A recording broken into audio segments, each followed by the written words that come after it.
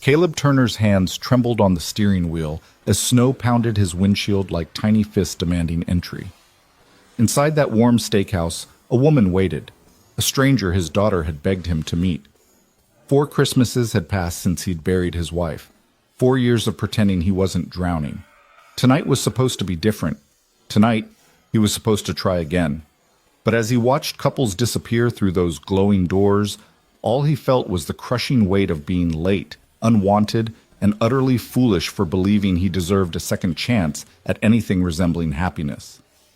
Stay with me until the end of this story, hit that like button, and comment your city so I can see how far this tale travels. Now, let me tell you what happened when Caleb finally opened that truck door. The parking lot of Henderson's Steakhouse looked like a snow globe someone had shaken too hard. Fat flakes tumbled from a bruised December sky, coating everything in white silence. Through the frosted driver's side window, Caleb could see the restaurant's windows glowing amber and gold, filled with the shapes of people who seemed to belong in warm places. People who knew how to laugh without checking themselves. People who hadn't forgotten how. He wasn't one of them anymore. Caleb pressed his forehead against the steering wheel, his breath fogging the air inside the truck's cabin. The heat was on full blast, but he couldn't stop shaking. Not from cold, from the paralyzing certainty that this entire evening was a catastrophic mistake. "What am I doing?" he whispered to the empty space beside him. The passenger seat had been empty for 4 years now. Sometimes he still forgot and turned to say something to Sarah, only to find nothing but the ghost of her laughter. His phone buzzed. Another text from Ellie. "Did you go inside yet, Daddy? Did you meet her? Is she nice?" The string of question marks made his chest ache. His 8-year-old daughter had more hope in her pinky finger than he'd managed to scrape together in years. She'd found Rachel's profile on some community group. He still wasn't clear on the details, and had orchestrated this entire blind date with the determination of a general planning a military campaign.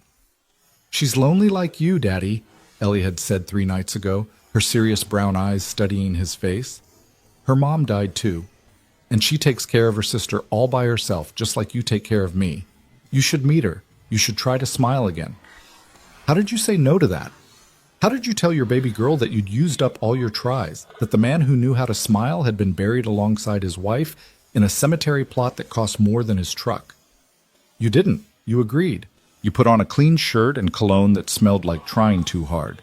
You drove through a snowstorm, even though Christmas music on every radio station made you want to drive off the road. And then you sat in a parking lot like a coward, 23 minutes late, because walking through that door meant admitting you were ready to move on. Except he wasn't ready. He'd never be ready. Caleb checked his reflection in the rearview mirror. Tired eyes stared back at him. 34 years old and looking 50. Gray had started threading through his dark hair, appearing overnight after Sarah's funeral. The lines around his eyes had deepened from squinting through too many sleepless nights. He looked exactly like what he was, a man going through the motions because someone he loved had asked him to. Another text from Ellie. "Daddy, inside, now, or I'm telling Aunt Marie you chickened out." The threat of his sister knowing he'd bailed was somehow worse than actually going inside. Marie would never let him hear the end of it. She'd been trying to set him up with every single woman in their small Montana town for the past 2 years. This was his chance to prove he could handle his own life, thank you very much. "All right," Caleb muttered, killing the engine. "All right, 5 minutes. You can do 5 minutes." The cold hit him like a slap when he stepped out of the truck. Snow immediately coated his shoulders, melting into the fabric of his jacket. He'd forgotten gloves. He'd forgotten a lot of things lately: how to sleep through the night, how to eat meals that didn't come from a microwave, how to be a person instead of just a father running on fumes and coffee. The walk to the restaurant's entrance felt like miles. His boots crunched through fresh powder, leaving tracks that filled in almost as quickly as he made them. Through the windows, he could see the Friday night crowd, couples leaning across tables, families celebrating something, a group of men laughing at the bar. Normal people doing normal things. He used to be normal. He used to know how to do this. The door was heavier than expected, or maybe his arms had forgotten how to work. Warm air rushed out to meet him, carrying the smell of grilled meat and wood smoke and something sweet. Cinnamon, maybe, or vanilla. The hostess looked up with a practiced smile that faltered when she saw his face. Sir, table for one? No, Caleb cleared his throat. I'm meeting someone. I'm late. Really late. She probably already left, but I should... Name? The hostess's smile had shifted into something more sympathetic. She'd seen this before, Caleb realized. Men showing up too late, hope already dead in their eyes. Turner? Caleb Turner. Or maybe it's under Rachel? Rachel Monroe? The hostess scanned her list, her lips pursing. I don't see a Monroe here. Let me check the bar area. Sometimes people wait there when their party is running late. Running late? What a polite way to say stood up. That's okay, Caleb said quickly. I'll just look around. If she left, I completely understand. This was probably... Wait here, the hostess interrupted gently. Let me ask around. What does she look like? And there it was, the question that exposed him completely. Caleb felt heat crawl up his neck. I don't know. We've never met. It's a blind date. My daughter set it up, and I know that sounds... actually, that sounds kind of sweet. The hostess's smile turned genuine. Okay, give me a minute. There are a few single women here tonight. I'll see if anyone's waiting for a Caleb. She disappeared into the dining room, leaving Caleb standing in the entrance like a teenager picking up his prom date. A family pushed past him, kids hyped up on the promise of steak and dessert. The father caught Caleb's eye and nodded, one dad to another, and Caleb wondered what that man saw when he looked at him. Did he look as desperate as he felt? Excuse me? Caleb turned. The hostess had returned with a woman in tow. Not the hostess, someone else. Someone in a blue sweater with blonde hair pulled back and an uncertain smile playing at her lips. Are you Caleb? The woman asked. Caleb Turner. His brain stuttered. This must be Rachel. She was here. She'd waited for him despite the fact that he was almost half an hour late. She hadn't left. Yes, he managed. I'm so sorry. The roads were terrible, and I should have left earlier. I'm really sorry. The woman's smile widened with relief. Oh, thank goodness. I thought maybe you'd changed your mind. I'm just glad you made it safely. The snow is getting worse by the minute. She seemed nice, kind. Her eyes were warm, and she didn't look angry that he'd kept her waiting. Maybe this wouldn't be a complete disaster after all. I'm sorry, Caleb said again, because apparently that was the only phrase his mouth knew how to form. Have you been waiting long? Not too long, she said, though something flickered across her face that suggested otherwise. And hey, you're here now. That's what matters, right? Right. Caleb tried for a smile. It felt rusty, unused. Do you have a table? Just sat down, actually. Come on, it's back this way. She led him through the restaurant, weaving between tables with an easy confidence Caleb envied. He followed, hyper-aware of every step, every person who might be watching this awkward reunion. The woman, Rachel, he reminded himself, her name is Rachel, glanced back once to make sure he was still behind her, and something about that small gesture loosened a knot in his chest. Maybe this was okay. Maybe he could do this. The table was tucked in a corner, mercifully away from the main crowd. Two menus sat waiting. The woman settled into one chair and gestured to the other, and Caleb sank into it gratefully. His hands didn't know where to go. On the table felt too forward, and his lap felt too closed off. He compromised by gripping the edge of the table. So, the woman said, and her smile had turned a little nervous too, which somehow made everything better. This is happening. This is happening, Caleb echoed. I have to admit, I almost didn't come. Really? Why? The question was so simple, so genuinely curious, that Caleb found himself answering honestly. Because I'm terrified. Because I haven't done this in over a decade. Because my daughter had to practically force me out the door. And even then, I sat in my truck for 20 minutes trying to convince myself to turn around. The woman's expression softened. Your daughter sounds pretty wise. She's 8 and she's already smarter than me. 8? The woman leaned forward slightly. That's a great age. Is she your only one? Yeah, just Ellie. Caleb stopped, unsure how much to share, then decided to hell with it. If this was going to crash and burn, might as well be honest. She's the reason I'm here. The only reason. She told me I needed to try smiling again. Something shifted in the woman's eyes. Understanding, maybe, or recognition. That's a lot of pressure for a little girl to carry. She doesn't see it that way. She just wants her dad to be happy. Caleb picked up his menu, more to have something to do with his hands than from actual hunger. What about you? Any kids? No, no kids, but I help raise my younger sister. She's 15, so I kind of get the single parent thing, even if I'm technically not a parent. That still counts, Caleb said firmly. Raising a kid solo is raising a kid solo, regardless of the biology. The woman smiled, and for a moment they just looked at each other across the table. It wasn't the electric butterflies in your stomach feeling that movies promised. It was quieter than that. More like two people recognizing each other as fellow survivors of some unspoken war. A waitress appeared, breaking the spell. Hey there, can I start you folks off with drinks? Just water for me, the woman said. Same, Caleb added. And maybe a few more minutes with the menu? Take your time, the waitress said cheerfully, disappearing as quickly as she'd arrived. Caleb scanned the menu without really seeing it. His mind was still catching up to the fact that he was actually here, actually doing this.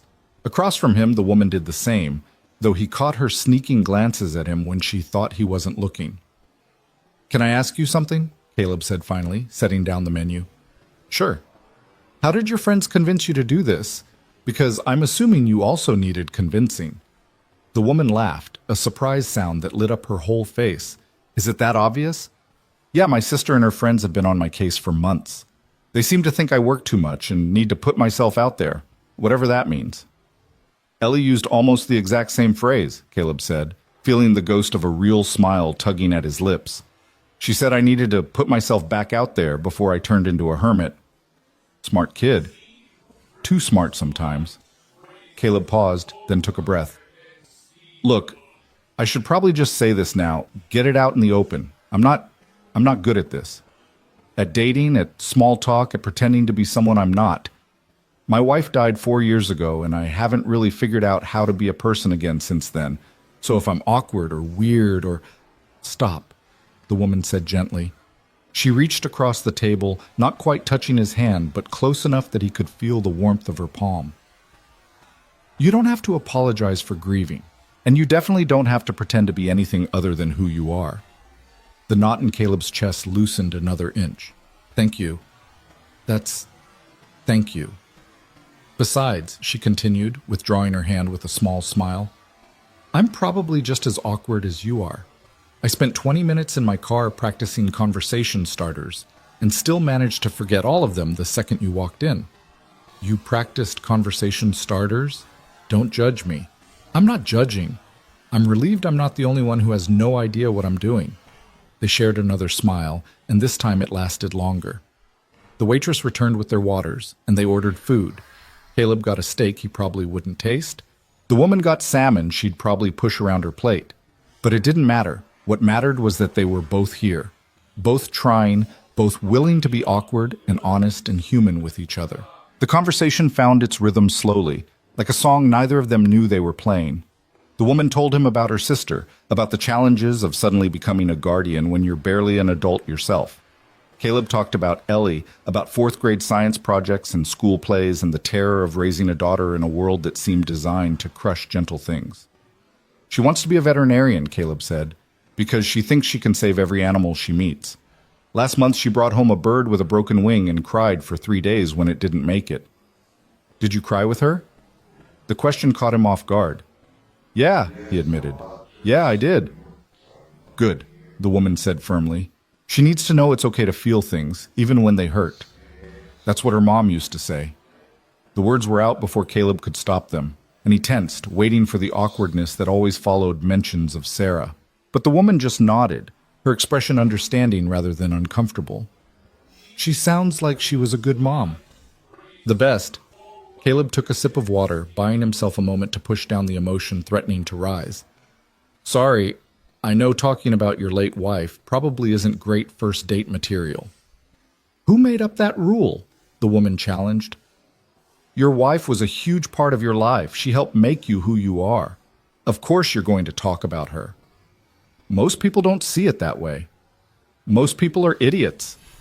Caleb laughed, actually laughed. The sound rusty but real. You might have a point there. Their food arrived, and they ate with the easy silence of people who'd stopped performing for each other. The steak was good, perfectly cooked, but Caleb barely tasted it. He was too focused on the fact that he was actually enjoying himself, that the dread he'd carried into the restaurant had transformed into something that almost resembled hope. "So what do you do?" the woman asked, spearing a piece of salmon. "For work. I'm a carpenter, mostly custom furniture, some renovation work. It's not glamorous, but it pays the bills and lets me set my own hours so I can be there for Ellie." "That sounds perfect, actually. Do you enjoy it?" Caleb considered the question. "I do. There's something satisfying about building things, about taking raw materials and turning them into something useful. Sarah used to say I was happiest when I had sawdust in my hair." There was a pause, brief but noticeable. The woman's smile flickered just for a second, and Caleb felt his stomach drop. Had he said something wrong? Was he talking about Sarah too much? "What about you?" he asked quickly, trying to recover. "What do you do?" "I'm a nurse," she said, and her smile was back in place. "ER mostly, which is chaos 90% of the time, but I love it. There's never a dull moment." "That must be incredibly stressful." "It can be, but it's also rewarding, being able to help people on what's often the worst day of their life." She paused, something shadowing her expression. "I was working the night my mom died. Different hospital, different state, but still. I sometimes wonder if I'm trying to save everyone else because I couldn't save her." The honesty of it hit Caleb square in the chest. "I get that," he said quietly. "I build things because I can't fix the one thing that actually broke." They looked at each other across the table, two people carrying invisible weights that no one else could see. The restaurant noise faded into background static, the clinking of silverware, the murmur of other conversations, the soft Christmas music playing overhead. None of it mattered. In this moment, there were just the two of them, recognizing each other in a way that had nothing to do with attraction and everything to do with survival. "This is the weirdest first date I've ever been on," the woman said finally, "and somehow also the best." Caleb felt warmth spread through his chest. "Yeah? I'm not completely bombing it? Not even a little bit." They lingered over dinner longer than necessary, ordering coffee they didn't need because neither of them wanted the evening to end. The woman told him about her sister's college plans, about the pressure of making sure she had every opportunity their mother would have wanted for her. Caleb shared his fears about raising a daughter alone, about all the questions he couldn't answer and the conversations he was dreading. "She asked me about boys last week," Caleb said, running a hand through his hair. "Boys? She's 8. I'm not ready for boys." The woman laughed. "Oh, you're definitely not ready. My sister is 15 and dating someone, and I still want to interrogate every kid who looks at her twice." "How do you handle it?" "Badly," she admitted with a grin. "I try to be cool and supportive, and then I end up giving lectures about self-respect and red flags. Nina thinks I'm ridiculous." "Nina? That's your sister?" "Yeah, Nina Monroe. She's brilliant and stubborn and absolutely exhausting." The woman's voice was full of affection. "Kind of like your Ellie sounds." They'd probably either be best friends or mortal enemies. "Is there a difference with teenage girls?" Caleb laughed again, and it felt good, natural, like maybe he was remembering how to be human after all. The waitress dropped off the check, and Caleb grabbed it before the woman could protest. "I was late," he said. "It's the least I can do." "All right, but I'm getting it next time." Next time. The words hung in the air between them, full of possibility and promise. Caleb met her eyes and found her watching him with an expression he couldn't quite read, hope mixed with something else, something uncertain. "I'd like that," Caleb said softly. "A next time." "Yeah?" "Yeah." They stood, gathering coats and gloves, moving in the synchronized awkwardness of people trying to figure out how a date was supposed to end. Outside, the snow had intensified, painting the world in white. Through the windows, Caleb could see his truck already buried under several inches of powder. "Looks like I'm going to need to dig out," he said. "Do you have a scraper?" "Somewhere in the truck, probably buried under Ellie's soccer gear and about 17 coffee cups." The woman smiled, then hesitated. They stood in the restaurant's entrance, the space between them charged with the question of what came next. A hug? A handshake? Nothing at all? Before Caleb could decide, the door burst open with such force that they both jumped back. A figure stumbled inside, bringing a gust of snow and freezing air with them. The figure straightened, breathing hard, and Caleb found himself looking at a woman he'd never seen before. She was shorter than the woman he'd been having dinner with dark hair plastered to her head and mascara running in black streaks down her cheeks. Her coat was soaked through, her jeans dark with melted snow. She was shaking, whether from cold or emotion, Caleb couldn't tell. "I'm so sorry," the newcomer gasped, her breath coming in ragged pulls. "I'm so sorry I'm late. My car, it died on Route 12, and I tried to call, but my phone was dead, and I couldn't get a signal anyway, and I walked." She broke off, looking around wildly. "Is there a Caleb Turner here? Please tell me he's still here. Please tell me he didn't leave." The world tilted sideways. Caleb felt his mouth go dry. "I'm Caleb Turner." The woman's eyes, dark brown, desperate, locked onto his. "Oh, thank God. I thought I'd missed you completely. I thought—" She pressed a hand to her chest, still trying to catch her breath. "I'm Rachel. Rachel Monroe. Your blind date." The words hit like a physical blow. Caleb's brain stuttered, trying to process what he was hearing. This woman was Rachel? But then who? He turned slowly to look at the woman he'd just spent the last 2 hours with, the woman he'd laughed with and opened up to and promised a second date. She had gone completely pale, her eyes wide with an expression that Caleb recognized immediately. Horror. "Oh no," she whispered. "Oh no. No, no." "You're not Rachel," Caleb said stupidly. "I thought—" The blonde woman pressed her hands to her face. "I thought you were my date, Mark Henderson. I was supposed to meet a Mark Henderson, and when the hostess brought you over and you said you were late and you were so apologetic, I just assumed, I'm not Mark Henderson. I realize that now." They stared at each other, the full weight of the mistake crashing down on both of them. For 2 hours, they'd been on completely different dates. For 2 hours, they'd shared their grief and their fears and their hopes with total strangers who thought they were someone else. "This can't be happening," the woman, not Rachel, breathed. "This actually can't be happening." But it was happening, and standing in the doorway, dripping melted snow onto the restaurant's floor, the real Rachel Monroe watched them both with an expression Caleb couldn't begin to interpret. The hostess appeared, clipboard in hand, her professional smile firmly in place. "Is everything all right here?" "No," Caleb said. "Not remotely," not Rachel added. "I walked 6 miles through a snowstorm," Rachel, the real Rachel, said, and her voice was shaking now, exhaustion or anger or both. 6 miles. Because I promised I would be here. Because I don't break my promises." The accusation hung in the air, unspoken but clear. She'd kept her word. She'd fought through hell to show up. And she'd arrived to find her date having the time of his life with someone else. Caleb wanted to explain. He wanted to apologize, to make her understand that it was a mistake, a stupid, impossible mistake. But the words tangled in his throat, and all he could do was stand there like an idiot while 2 women looked at him with expressions that made him want to disappear into the floor. The not Rachel woman moved first. "I should go," she said quietly. "My actual date is probably... I need to check if Mark is still here. I need to..."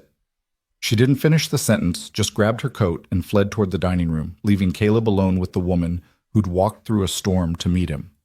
Rachel Monroe looked like she'd been through a war. Her coat was dripping, her hair was a mess, and her eyes held an exhaustion that went bone deep. She was shorter than he'd expected, maybe 5'4", with sharp features that would have been striking if they weren't currently arranged in an expression of barely controlled fury and hurt. "Hi," Caleb said weakly. "I'm Caleb. I know who you are." Rachel's voice was flat. "I walked 6 miles remembering your name. It's the only thing that kept me going." "Your car broke down?" "On Route 12. Just died. No warning, no signs, just suddenly coasting to a stop in the middle of a snowstorm." She laughed, but there was no humor in it. "I tried to call you, but my phone was dead." I tried to call a tow truck, but there was no signal, so I walked. You walked 6 miles in this weather. What was I supposed to do? I promised I'd be here. Rachel's eyes glistened, and Caleb realized with horror that she was fighting back tears. I promised, and I don't break my promises, even when apparently the person I'm meeting doesn't care enough to wait. I did wait, Caleb protested. I was late too, and when I got here, the hostess brought over a woman who said she was waiting for me, and I just assumed... You assumed wrong. Obviously. They stood there in the entrance, snow melting into puddles around Rachel's boots, creating a small flood that the hostess was eyeing with increasing concern. Other customers were starting to stare, drawn by the drama unfolding in their Friday night dinner destination. Look, Caleb tried again. I know how this looks, but it was an honest mistake. I didn't mean to have a great time with someone who wasn't me, Rachel interrupted. Yeah, I noticed. You two looked pretty cozy when I walked in. We were just talking. For how long? Caleb hesitated. Maybe 2 hours? 2 hours.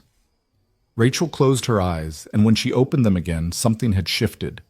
The fire had gone out, replaced by a weariness that made her look 10 years older. I walked for 2 hours through a blizzard while you had a lovely dinner with someone else. That's perfect. That's exactly how my life goes.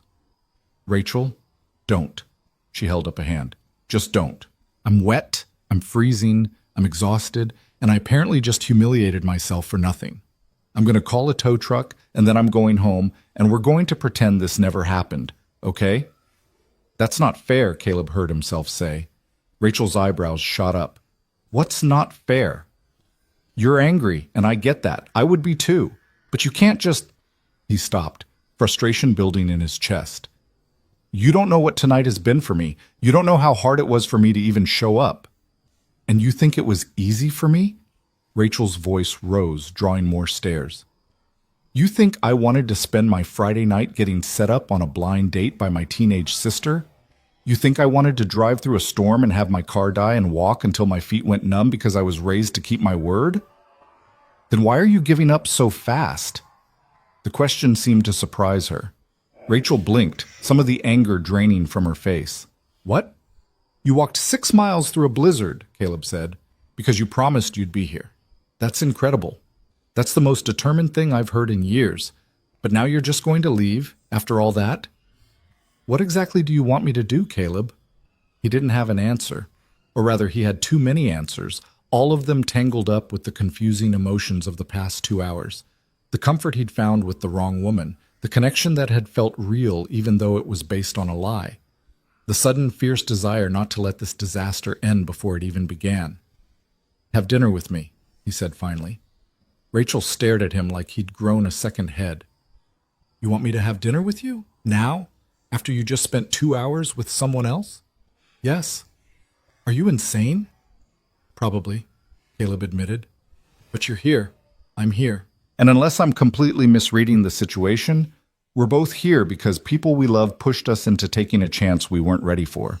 So maybe we should actually take it. Rachel looked at him for a long moment, her expression unreadable.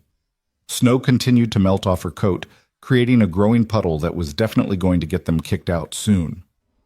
The hostess was hovering nearby, clearly trying to figure out how to handle the situation without causing a scene. I'm soaking wet, Rachel said finally. I noticed. I probably look like a drowned rat. A very determined drowned rat. That's not the compliment you think it is. Despite everything, Caleb felt a smile tug at his lips. Come on, sit down, warm up, have some coffee at least. You walked 6 miles to get here. You deserve more than just turning around and walking back. Rachel's expression wavered. He could see her weighing the options, pride battling against exhaustion, and maybe, just maybe, curiosity. Fine, she said at last, but I'm ordering the most expensive thing on the menu. Deal.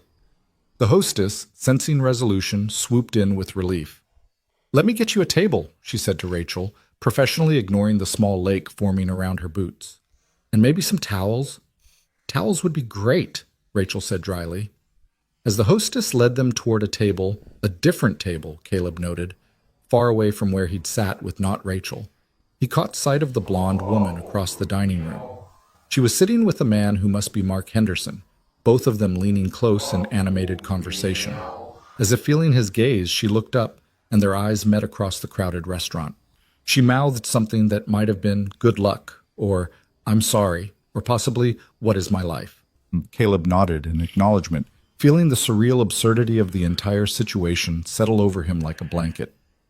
Then he turned his attention to the woman now sliding into the booth across from him, the real Rachel Monroe, who'd walked through hell because she'd made a promise, and who was now studying him with eyes that held equal parts skepticism and something that might eventually turn into forgiveness. "So," Rachel said, accepting a towel from a passing waitress and beginning to dry her hair, "this is officially the worst first date of my entire life." "Yeah," Caleb agreed. "Mine too. And yet here we are." "Here we are." Rachel paused in her toweling, her dark eyes fixed on his face. "Why did you ask me to stay?" It was a good question, an important question. Caleb thought about the answer, really thought about it, because this woman deserved honesty if nothing else. "Because," he said slowly, "in the past 2 hours, I talked to someone about things I haven't talked about in years." I laughed. I felt like maybe I could be a person again instead of just a dad running on empty. "And then you walked in, and I realized it was all based on a mistake. But the feelings weren't a mistake. The hope wasn't a mistake." He met her eyes. "And you walked 6 miles through a snowstorm. That says something about who you are. I want to know what else you have to say." Rachel was quiet for a moment. Then, slowly, she reached across the table, not to take his hand, but to steal his water glass. She took a long drink, then set it down with a decisive click. "All right, Caleb Turner," she said. "Let's start over. Hi, I'm Rachel Monroe. I'm late because I'm an idiot who didn't check her car before driving into a blizzard. I'm a nurse who works too much. I'm raising my teenage sister alone, and I haven't been on a date since before my mom died 2 years ago. I'm terrified, exhausted, and I have no idea what I'm doing." Caleb felt something in his chest crack open. Not breaking, but opening. Like a door he'd kept locked was finally, tentatively swinging ajar. "Hi, Rachel," he said. "I'm Caleb Turner. I'm a widowed single dad who sat in his truck for 20 minutes before coming inside because I was convinced this would be a disaster. I build furniture for a living, I haven't slept through the night in 4 years, and my 8-year-old daughter is the only reason I'm here. I'm terrified, awkward, and I also have no idea what I'm doing." Rachel's lips twitched. "We're a mess, a complete mess," Caleb agreed. "This is never going to work." "Probably not. We should just call it a night and go home." "Absolutely." Neither of them moved. The waitress appeared slightly wary after the earlier drama. "Can I get you folks started with drinks?" Rachel looked at Caleb. Caleb looked at Rachel. Something passed between them. An understanding, maybe, or a challenge. A mutual acknowledgement that they were both here, both broken, both willing to see what happened next, even though logic said they should run. "Coffee," Rachel said. "The biggest cup you have." "Same," Caleb added. "And maybe some soup? You must be freezing." "I'm fine." "You're shivering." "Mind your own business." But she was smiling now, just a little, and Caleb felt an answering smile tug at his own lips. The waitress scribbled their order and disappeared, leaving them alone in a booth still damp with melted snow and the weight of everything that had just happened. "So," Rachel said, wrapping her hands around the warmth of the coffee cup the waitress quickly delivered. "Your daughter set this up?" "Ellie. She's 8 and terrifyingly competent. What about you? Who orchestrated this disaster from your end?" "My sister Nina and her entire group of scheming friends. They found your daughter's post on some community group and decided we were perfect for each other." Rachel's expression turned rueful. "They're probably going to be insufferable when they find out we actually met. Ellie's going to lose her mind. She's been texting me every 5 minutes asking how it's going." "What are you going to tell her?" Caleb considered the question. "The truth, I guess. That it was complicated and weird and nothing like what she probably imagined. But that I'm glad I came." "Are you?" Rachel asked quietly. "Glad you came?" He looked at her, really looked at her. She was still damp, still visibly exhausted, still carrying the weight of whatever had driven her to walk 6 miles through a snowstorm. But there was something in her eyes that recognized something in his, a shared understanding of what it meant to keep showing up even when everything in you wanted to quit. Yeah, Caleb said. Yeah, I am. Rachel held his gaze for a moment, then nodded slowly. Okay then. Okay. And as the snow continued to fall outside, two strangers who'd never actually met began the messy, complicated work of getting to know each other. For real this time. No more mistakes, no more wrong tables or confused identities. Just two people trying to remember how to be human. One honest conversation at a time. It wasn't the perfect first date. It wasn't even a good first date, by any conventional measure. But as Caleb listened to Rachel tell him about the car that betrayed her, and the shoes that were definitely ruined, and the moment she almost turned back but didn't, as he watched her smile grow, and her shoulders relax and the guardedness in her eyes slowly soften, he thought that maybe perfect was overrated anyway. Maybe what mattered was showing up, even when you were late, even when everything went wrong, even when you were terrified and broken and convinced you'd forgotten how to do this. Maybe showing up was enough. Outside, the storm raged on, burying cars and streets and all the places people thought they were supposed to be.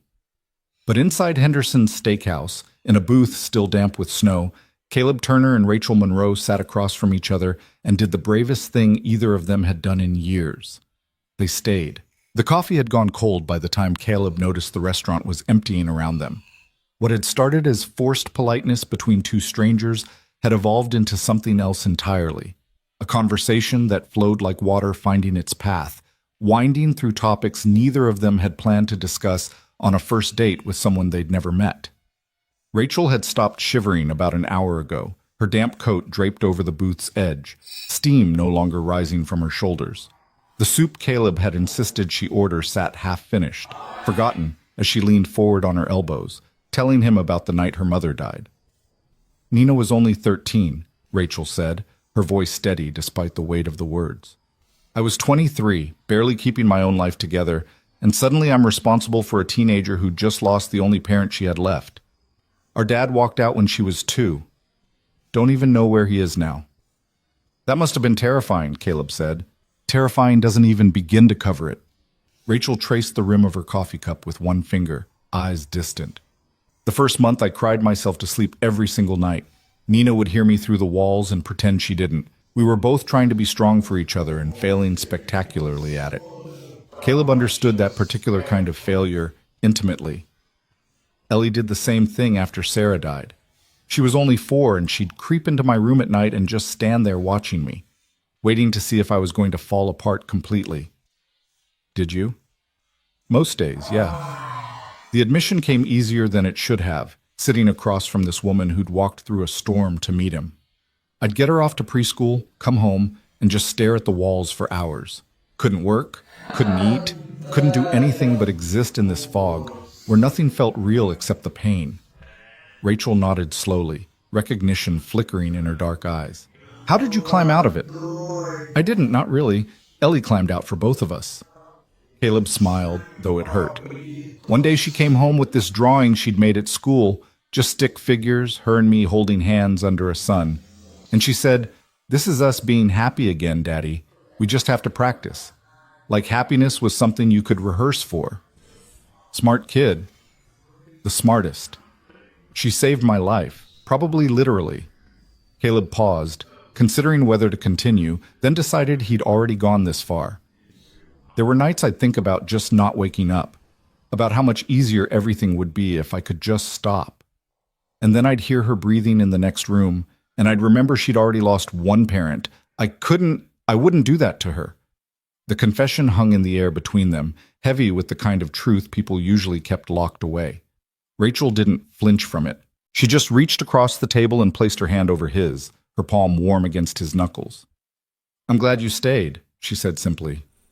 "Me too. Most days. That's all we can ask for, right? Most days."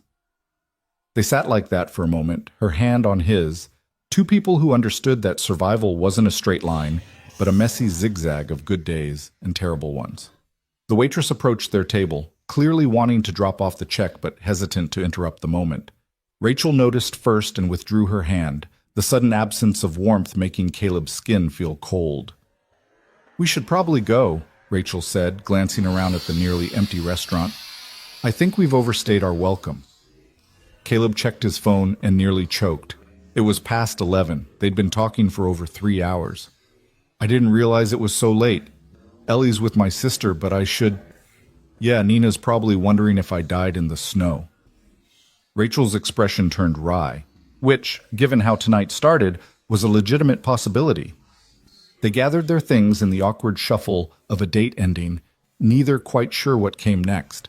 Caleb paid the check over Rachel's protests, reminding her that she'd walked 6 miles while he'd been having dinner with the wrong woman, a fact that still made him wince with embarrassment. Outside, the snow had finally stopped, leaving the world buried under a blanket of white that sparkled under the parking lot lights.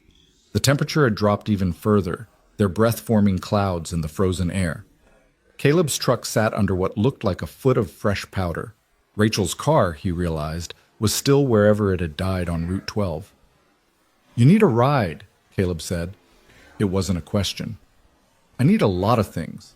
A new car, a vacation, a time machine to go back and check my battery before leaving the house. Rachel hugged her arms around herself, the damp coat providing little protection against the cold. But yes, a ride would be appreciated. Where do you live? Other side of town, Pine Ridge Apartments. That was a 20-minute drive in good weather. Tonight, with the roads like they were, it would take twice that long.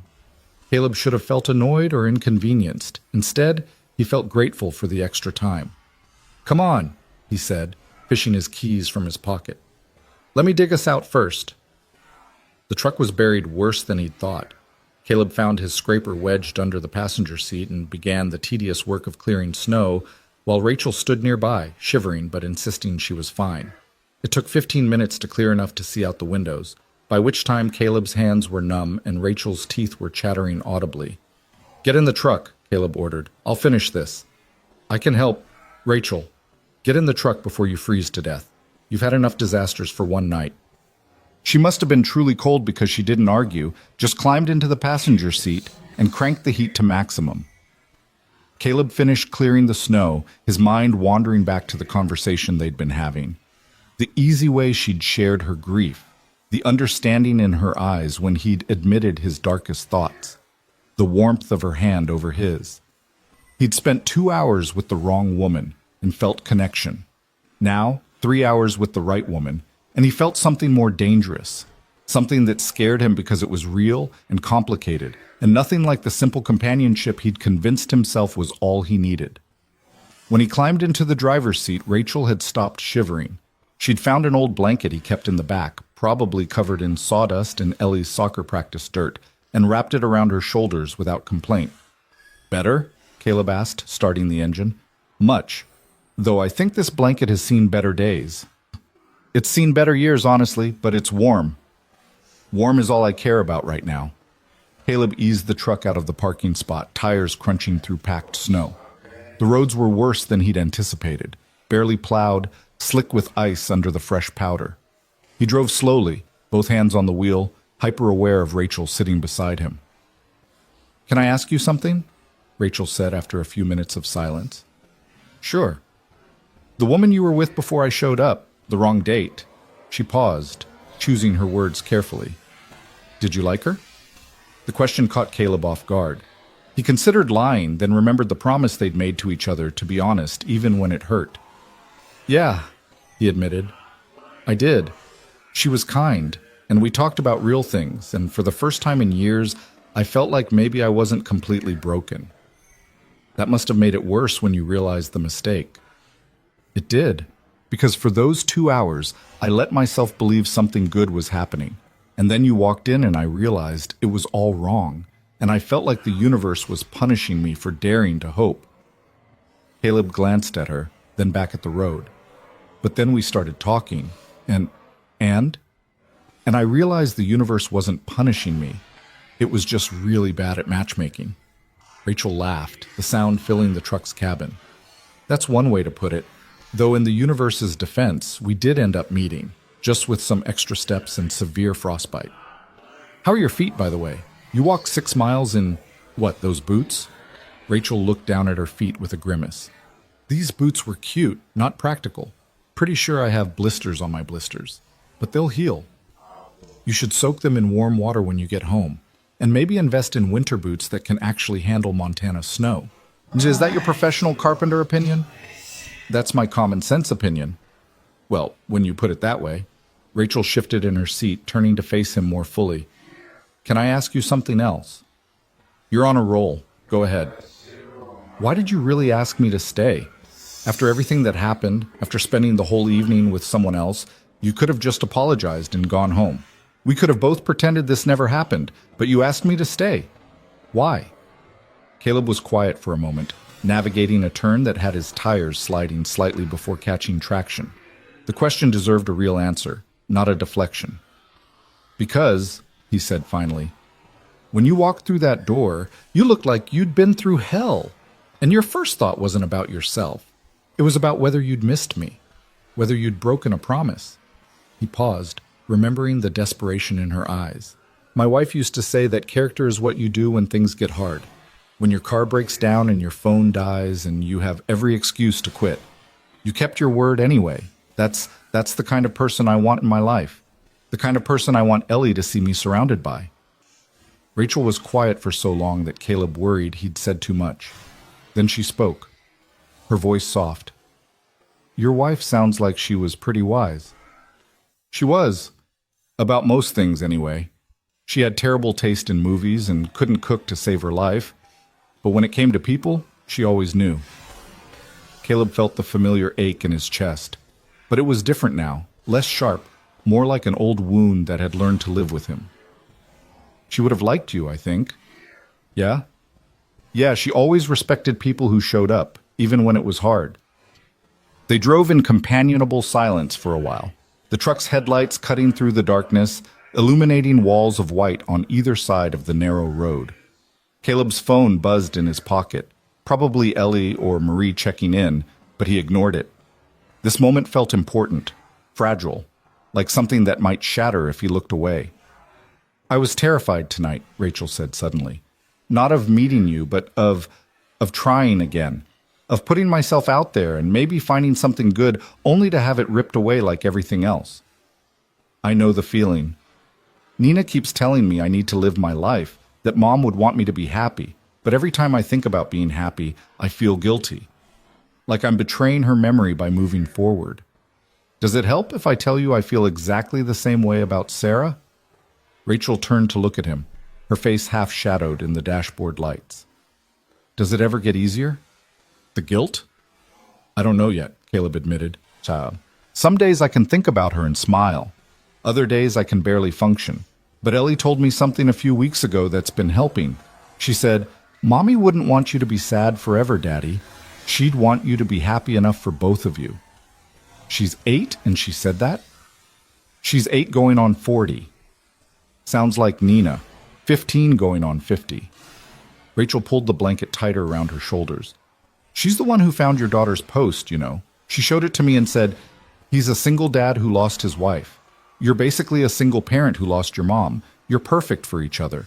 Like grief was a matchmaking service. Maybe it is, in a weird way. Caleb navigated another turn, the truck sliding only slightly this time. We understand things other people don't. We know what it's like to smile on the outside while dying on the inside. To function when all you want to do is fall apart. That's depressing. But true. But true, Rachel agreed with a sigh. God, we're a mess, aren't we? The absolute worst. And yet here we are, driving through a blizzard at midnight, talking about dead people and guilt and all the ways we're broken. Romantic, isn't it? Rachel laughed again, and Caleb realized he was collecting those laughs like treasures. Each one felt like a small victory, proof that despite everything, the wrong date, the broken car, the 6-mile walk through hell, something good was happening here. They passed through the empty downtown, storefronts dark except for scattered Christmas lights that cast colored shadows on the snow. Caleb caught Rachel staring out the window at a display of Santa and his reindeer, her expression unreadable. Do you hate Christmas? He asked. Hate is a strong word. Rachel kept her eyes on the window. Let's say Christmas and I have a complicated relationship. Mom died December 18th, 2 years ago tomorrow, actually. Caleb's hands tightened on the wheel. I'm sorry. I didn't know. How could you? We just met. She turned back to face him. But yeah, Christmas is hard. Nina tries to make it nice, decorates the apartment, and bakes cookies, and pretends like we're a normal family celebrating a normal holiday. And I play along because she needs that. But inside, I'm just counting down the days until January when I can stop pretending. Sarah died December 22nd. The words fell between them like stones. Rachel's eyes widened. Seriously? 4 years ago next week. Car accident on her way home from buying Ellie's presents. Black ice, wrong place, wrong time. Gone before I could get to the hospital. Caleb's voice was steady, though his chest felt tight. So yeah, Christmas and I also have a complicated relationship.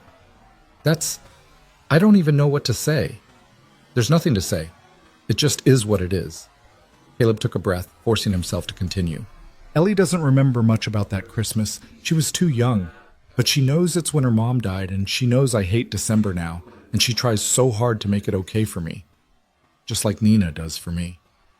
Just like that. They looked at each other, understanding passing between them without words. Two people trapped in the same nightmare, just slightly different versions. Two people trying to survive a season that kept taking everything they loved. We're quite the pair, Rachel said softly. That's what I keep thinking. Is that good or bad? Caleb considered the question. I don't know yet. Ask me again when we're not both emotionally raw and exhausted. Deal. The GPS announced they were approaching Pine Ridge Apartments. Caleb felt a pang of disappointment. He wasn't ready for the evening to end, despite how disastrously it had started. He pulled into the complex, following Rachel's directions to a building near the back. This is me, Rachel said, pointing to a unit on the second floor. Lights were on in the windows, suggesting Nina was still awake. Thank you for the ride. And for dinner. And for not running away when I showed up looking like a drowned rat. Thank you for not running away when you realized I'd spent 2 hours with the wrong person. To be fair, I considered it. But you stayed. But I stayed, Rachel confirmed. She made no move to get out of the truck, and Caleb made no move to suggest she should.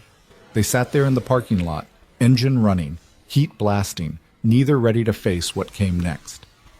Can I ask you one more thing? Rachel said. Sure. Do you want to do this again? On purpose this time, with actual planning and working cars and no mistaken identities? Caleb felt something warm unfurl in his chest. Yeah, I'd like that. Even though we're both disasters? Especially because we're both disasters. At least we understand each other. Rachel smiled, and it transformed her face, made her look younger, lighter, like maybe the weight she carried wasn't quite so heavy. Okay then. How about tomorrow? Tomorrow? Too soon? No, it's... Caleb stopped, reality crashing back. Actually, tomorrow is Ellie's Christmas pageant. She's been practicing for weeks. I can't miss it. Of course not. That's important. But you could come if you wanted. The words were out before Caleb could think them through. I mean, it's just an elementary school thing, probably terrible, but Ellie would love to meet you. And it might be nice to have someone there who understands why I'm going to be a wreck the whole time. Rachel's eyes widened. You want me to meet your daughter on our second date?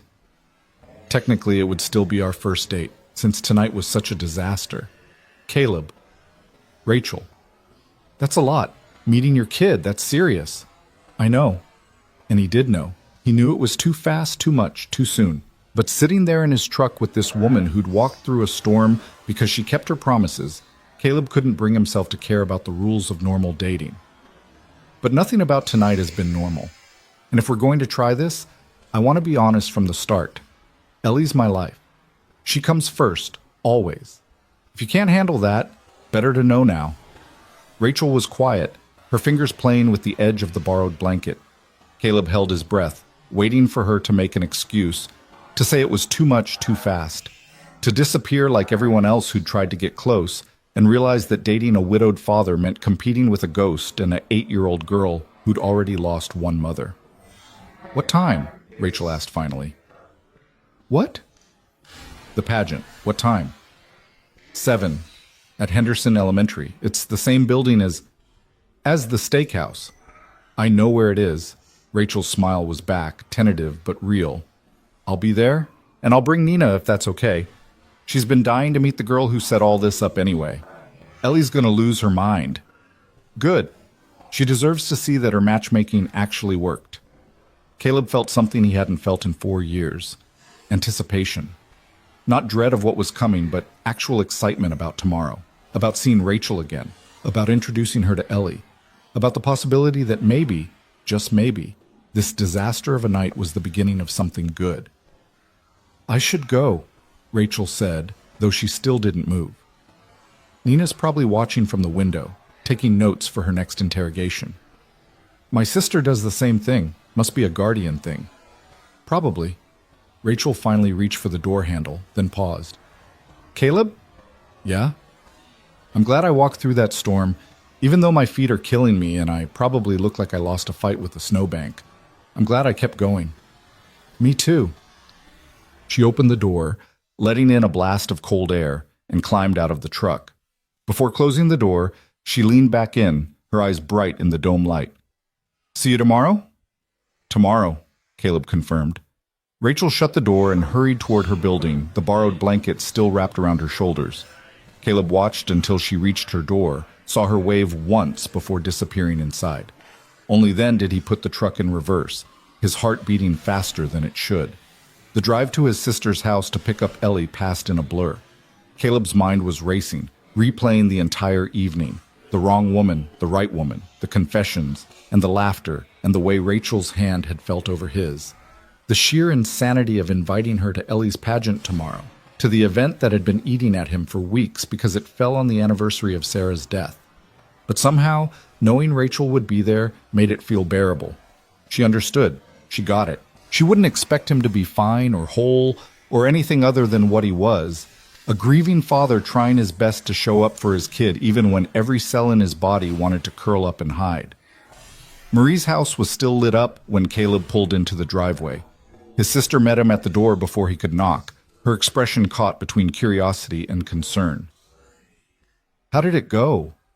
Marie asked, pulling him inside. You've been gone for hours. I was starting to worry. It was... Caleb stopped, trying to find words that could possibly capture the chaos. Complicated. Complicated good or complicated bad? Both? Neither? I honestly don't know yet. Marie studied his face, then her eyes widened. You like her? I just met her. You like her, Marie repeated, grinning now. Oh my God, you actually like her. This is amazing. Tell me everything. There's nothing to tell. We had dinner, we talked, I'm seeing her again tomorrow. Tomorrow? Caleb, Wait, tomorrow is Ellie's pageant. I know. And you invited your date to Ellie's pageant? On the anniversary of... Marie stopped herself, but the words hung in the air anyway. On the anniversary of Sarah's death. I know what tomorrow is, Caleb said quietly. Trust me, I know. But Rachel, she gets it. Her mom died around Christmas too. She understands why tomorrow is going to be hard, and somehow that makes it easier. Marie's expression softened. Okay, if you think she's worth it. I don't know if she's worth it. I barely know her, but I want to find out. Then that's enough. Marie pulled him into a hug, quick and fierce. I'm proud of you, little brother, for trying. Don't get too excited. I'll probably screw it up. Probably, but at least you're trying. Ellie appeared at the top of the stairs, already in her pajamas, but wide awake. Daddy! How was your date? Did you like her? Is she nice? Are you going to marry her? Caleb couldn't help but laugh. Slow down, Bug. It was one date. But did you like her? Ellie bounced down the stairs, her eyes bright with hope that made Caleb's chest ache. Yeah, he admitted. I liked her. Ellie threw her arms around his waist, squeezing tight. I knew it. I knew you would. Nina said her sister was perfect for you, and she was right. Speaking of Nina, Caleb said, extracting himself from Ellie's grip, how would you feel about them coming to your pageant tomorrow? Ellie's shriek of joy was probably heard 3 houses down. Marie laughed, covering her ears, while Caleb just held his daughter and tried not to think about how tomorrow would mark 4 years since Sarah had held her last. Can we go now? Ellie asked, already halfway to the door. I need to get home and practice my lines again. It's almost midnight, Bug. So? I'm not tired. But she was asleep before they made it halfway home, curled up in the back seat with her pageant angel costume clutched in her arms. Caleb carried her inside, tucked her into bed, and stood in her doorway for a long moment, watching her breathe. I think I met someone, baby girl, he whispered. Someone who might understand us. Is that okay? Ellie didn't answer, lost in whatever dreams 8-year-olds had.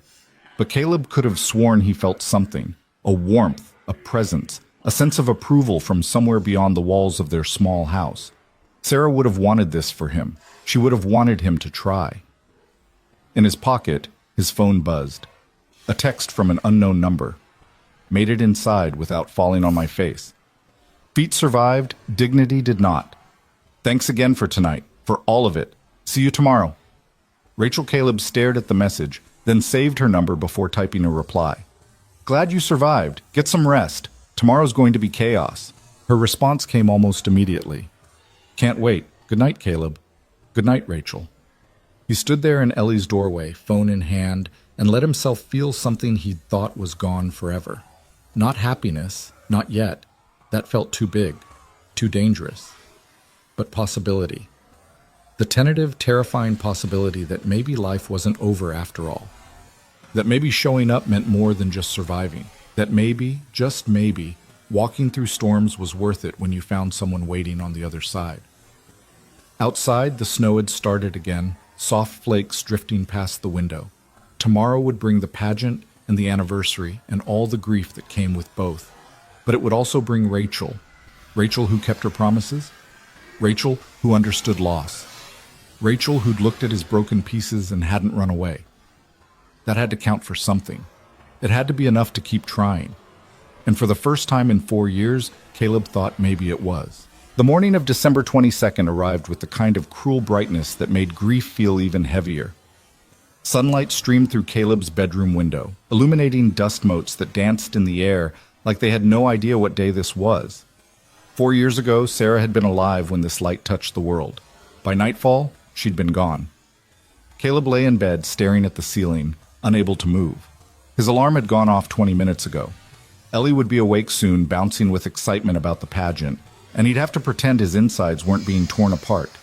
He'd have to smile and make breakfast and help her with her costume and act like this was just another day instead of the anniversary of the moment his entire world had shattered. His phone buzzed on the nightstand. A text from Rachel. Still okay if we come tonight? Nina's asking what to wear, and I realized I never confirmed. Caleb picked up the phone, his thumb hovering over the keyboard. This was his out. He could cancel, tell Rachel he wasn't feeling well, retreat into the safety of grief that didn't require him to perform for anyone. She'd understand. She, of all people, would understand. Instead, he typed, Still okay. Ellie's been talking about nothing else since I told her. Fair warning, she's going to interrogate you both. Rachel's response came quickly. We can handle it. Nina's been practicing her cool teenager face all morning. How's that going? Terribly. She looks constipated. Despite everything, Caleb smiled. He sent back a thumbs-up emoji and forced himself out of bed. 1 foot in front of the other. That's what his therapist had told him after Sarah died. You don't have to climb the whole mountain. Just take 1 step. Then another. Eventually, you'll look back and realize you've moved. 4 years of steps. Some days he still felt like he was standing at the base, staring up at an impossible climb. Daddy! Ellie's voice carried down the hallway, full of the kind of joy that only 8-year-olds could muster before 7 in the morning. Daddy, it's pageant day. I know, Bug, Caleb called back, pulling on yesterday's jeans. Come here for a second. Ellie appeared in his doorway, already dressed in her regular clothes with her angel costume draped over her arm. Her hair was a disaster, sticking up in 6 different directions, but her smile was radiant. Can you help me with my hair? She asked. I want it to look perfect for when Rachel and Nina see me. The mention of Rachel's name sent a jolt through Caleb's system. He'd invited a woman he barely knew to the worst day of his year. What had he been thinking? Sure, Bug. Come sit. Caleb guided Ellie to the edge of his bed and began attempting to tame her wild curls. Sarah had always been better at this. She'd known exactly how to braid and twist and make Ellie's hair look presentable. Caleb's attempts usually ended with Ellie looking like she'd stuck her finger in a socket. "Are you sad today?" Ellie asked quietly, her voice losing some of its earlier brightness. Caleb's hand stilled in her hair. "Why do you ask that?" "Because it's the day Mommy died. Aunt Marie told me you might be extra sad today." Of course Marie had warned her. His sister knew him too well, knew he'd try to hide it and fail spectacularly. "Yeah, Bug. I'm sad today, but I'm also happy because I get to watch you in your pageant." "You can be both?" "You can absolutely be both. Humans are complicated like that." Ellie was quiet for a moment, processing this. Then she twisted around to look at him, her brown eyes, Sarah's eyes, serious and searching. "Is that why you wanted Rachel to come? Because she makes you less sad?" The question hit Caleb square in the chest. "I don't know yet, baby. I only just met her. But she understands what it's like to miss someone you love. That helps, I think." "I miss Mommy too," Ellie said softly. "I know you do. But I think Mommy would like Rachel. She always said you needed someone who could make you laugh when you wanted to cry." Caleb pulled Ellie into his arms, holding her tight against his chest. 4 years old when Sarah died, and yet somehow she remembered things like that. Somehow she carried her mother's wisdom in ways that broke Caleb's heart, and stitched it back together in the same breath. "You're too smart for 8, he murmured into her hair. "I know," Ellie said, her voice muffled against his shirt. "It's exhausting."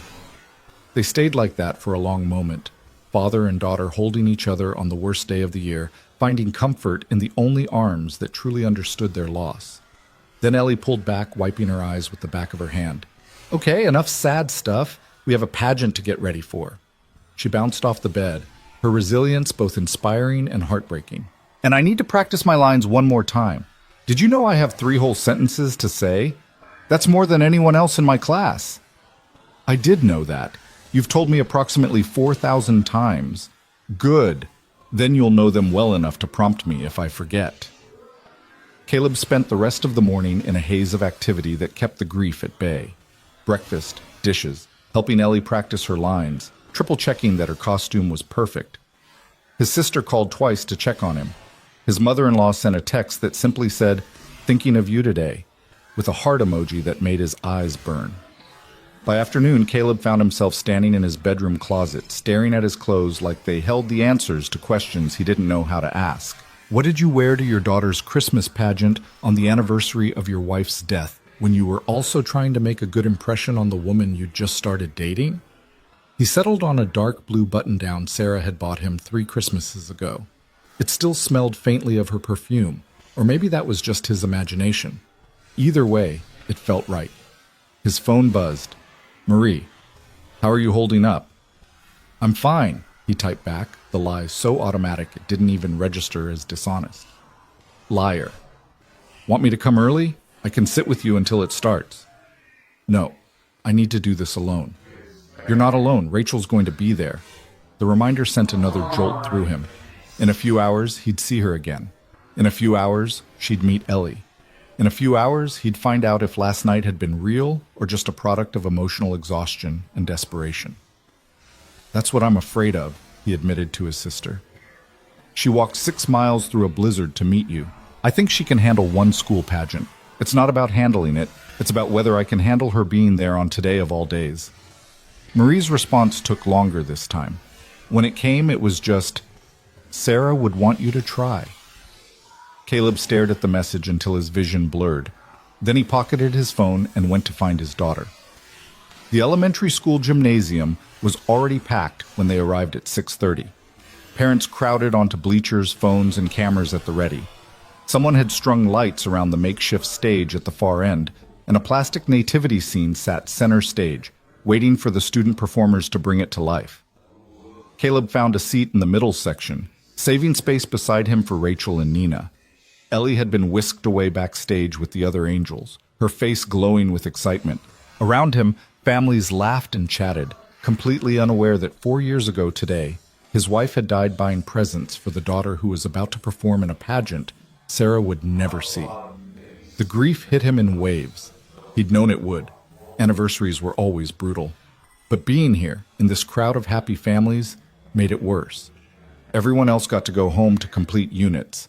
Caleb would go home to an empty house and a daughter who tried too hard to fill the silence. "Excuse me, is this seat taken?" Caleb looked up to find Rachel standing in front of him, and the grief receded just enough for him to breathe. She'd dressed simply, jeans and a green sweater that brought out flecks of color in her dark eyes. Her hair was down, falling in waves around her shoulders, and she was smiling tentatively, like she wasn't sure of her welcome.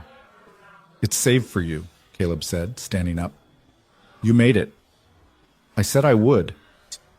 Rachel gestured to the teenage girl beside her, tall, dark-haired, with the kind of studied indifference only 15-year-olds could pull off. "This is my sister Nina. Nina, this is Caleb." "Hey," Nina said, giving him a once-over that was probably supposed to be subtle, but wasn't. "So you're the guy my sister walked 6 miles for." "Nina," Rachel's cheeks flushed. "What? I'm just stating facts." Caleb found himself smiling despite the heaviness in his chest. "Nice to meet you, Nina. Thanks for coming." "Thanks for inviting us. Ellie's been texting me all day. She's really excited." Nina pulled out her phone, showing him a string of messages filled with exclamation points and emojis. "She wants to know if we can all get ice cream after." "It's December 22nd. Who gets ice cream in December?" "People who are 8 and don't care about frostbite," Rachel said, settling into the seat beside Caleb. Their shoulders brushed, sending warmth through his arm.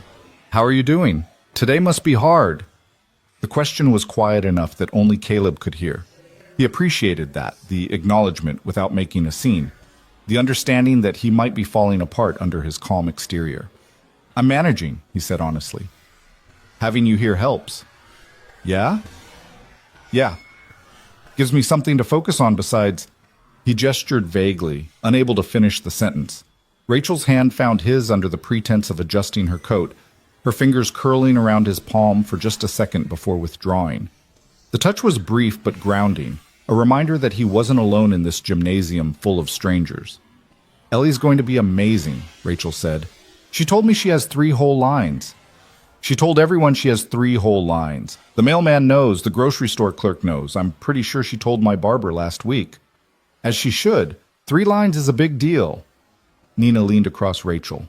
"Is she the one in the back row? Dark curly hair? Looks like she's about to vibrate out of her skin?" Caleb followed her gaze to where the angels were filing onto stage. Sure enough, Ellie was in the back row, practically bouncing on her toes, her wings askew and her halo tilted at an angle that suggested it would fall off at any moment. "That's her," Caleb said, his throat tight. "She looks exactly like you," Rachel observed. "She looks like her mother." The words came out heavier than Caleb intended. Rachel glanced at him, sympathy flickering in her eyes. But she didn't say anything. She just shifted slightly closer, her presence a steady warmth against his side. The lights dimmed. The pageant began. Caleb watched Ellie perform with the other children, his vision blurring in and out of focus. She said her lines perfectly, her voice clear and confident. She remembered all her cues. She looked so happy up there, so alive and bright, and everything Sarah should have been here to see. When Ellie's scene ended and she stepped back into the angel chorus, Caleb felt Rachel's hand slip into his again. This time she didn't let go. She just held on, her thumb brushing small circles against his palm, anchoring him to the present moment instead of letting him drown in the past. "She's incredible," Rachel whispered. "She's everything," Caleb whispered back. The pageant continued, shepherds and wise men, and a very confused-looking first grader playing baby Jesus. Parents filmed and photographed, oohing and awing at appropriate moments. Beside Caleb, Nina was filming on her phone, probably sending clips to Ellie in real time. When the final scene concluded and the children took their bows, the gymnasium erupted in applause. Caleb stood with everyone else, clapping until his hands hurt, watching his daughter beam under the lights. Sarah should have been here for this. She should have been standing beside him, crying happy tears, already planning what to say to Ellie backstage. But Sarah wasn't here. Rachel was. The thought felt disloyal and comforting in equal measure. Parents began filing toward the backstage area to collect their children. Caleb led Rachel and Nina through the crowd, acutely aware of the curious looks they were getting. Small town meant everyone knew everyone's business, and Caleb showing up with a woman who wasn't Sarah, even 4 years later, would be tomorrow's gossip. People are staring, Rachel murmured. I know. Ignore them. That doesn't bother you? Everything bothers me today, but them less than other things. They found Ellie surrounded by her classmates, still wearing her costume, wings now even more crooked than before. When she spotted Caleb, her face lit up. When she spotted Rachel and Nina, she actually shrieked. You came! Ellie launched herself at Rachel, who caught her with a surprised laugh. You actually came! Did you see me? Did you see my lines? I didn't mess up at all. You were perfect, Rachel said, returning Ellie's hug. Absolutely perfect. Best angel I've ever seen. Really? Would I lie about something that important? Ellie pulled back, studying Rachel's face with the intensity of a child trying to determine if an adult was being truthful. Whatever she saw must have satisfied her because she smiled wider and turned to Nina. And you must be Nina. I've heard so much about you. Do you really have a boyfriend? What's he like? Is he nice? Does he treat you well? Nina blinked, clearly not expecting the interrogation. Yeah, his name's Tyler. He's on the basketball team. Basketball is cool. My friend Jenny likes basketball. She says she's going to play professionally someday. I think she can do it if she tries hard enough. Ellie grabbed Nina's hand without asking permission. Do you want to see my classroom? I have a science project about volcanoes up on the wall. Ellie, Caleb interrupted gently, maybe Nina doesn't want to see your classroom right now. It's late and... I want to see it, Nina said, surprising everyone. She glanced at Rachel, who nodded encouragement. Lead the way, kid. Ellie dragged Nina off down the hallway, leaving Caleb and Rachel standing in the backstage chaos. Parents were helping children out of costumes, teachers were trying to restore order, and someone's mother was crying happy tears in the corner. Sorry about that, Caleb said. Ellie doesn't really do subtle. I like her. She's honest. Rachel watched the two girls disappear around a corner. Nina needs more people like that in her life. People who just say what they're thinking without all the teenage drama. How's Nina doing? With everything? Rachel's expression clouded. Some days are better than others. She's brilliant, straight A's, full scholarship potential, but she's also carrying so much grief. She acts tough, but I know she cries herself to sleep sometimes. I can hear her through the walls. That's how Ellie was for the first year. Now she's just manic. Like if she stays busy enough, she won't have to feel anything. Sounds familiar. They stood in the emptying hallway, two people surrounded by celebration while carrying private sorrows. A teacher walked past, giving Caleb a sympathetic smile that said she knew what day this was. He nodded in acknowledgement, grateful she didn't stop to talk. I'm glad you came, Caleb said quietly. Where else would I be? Anywhere but here. You barely know me. You had every excuse to bail.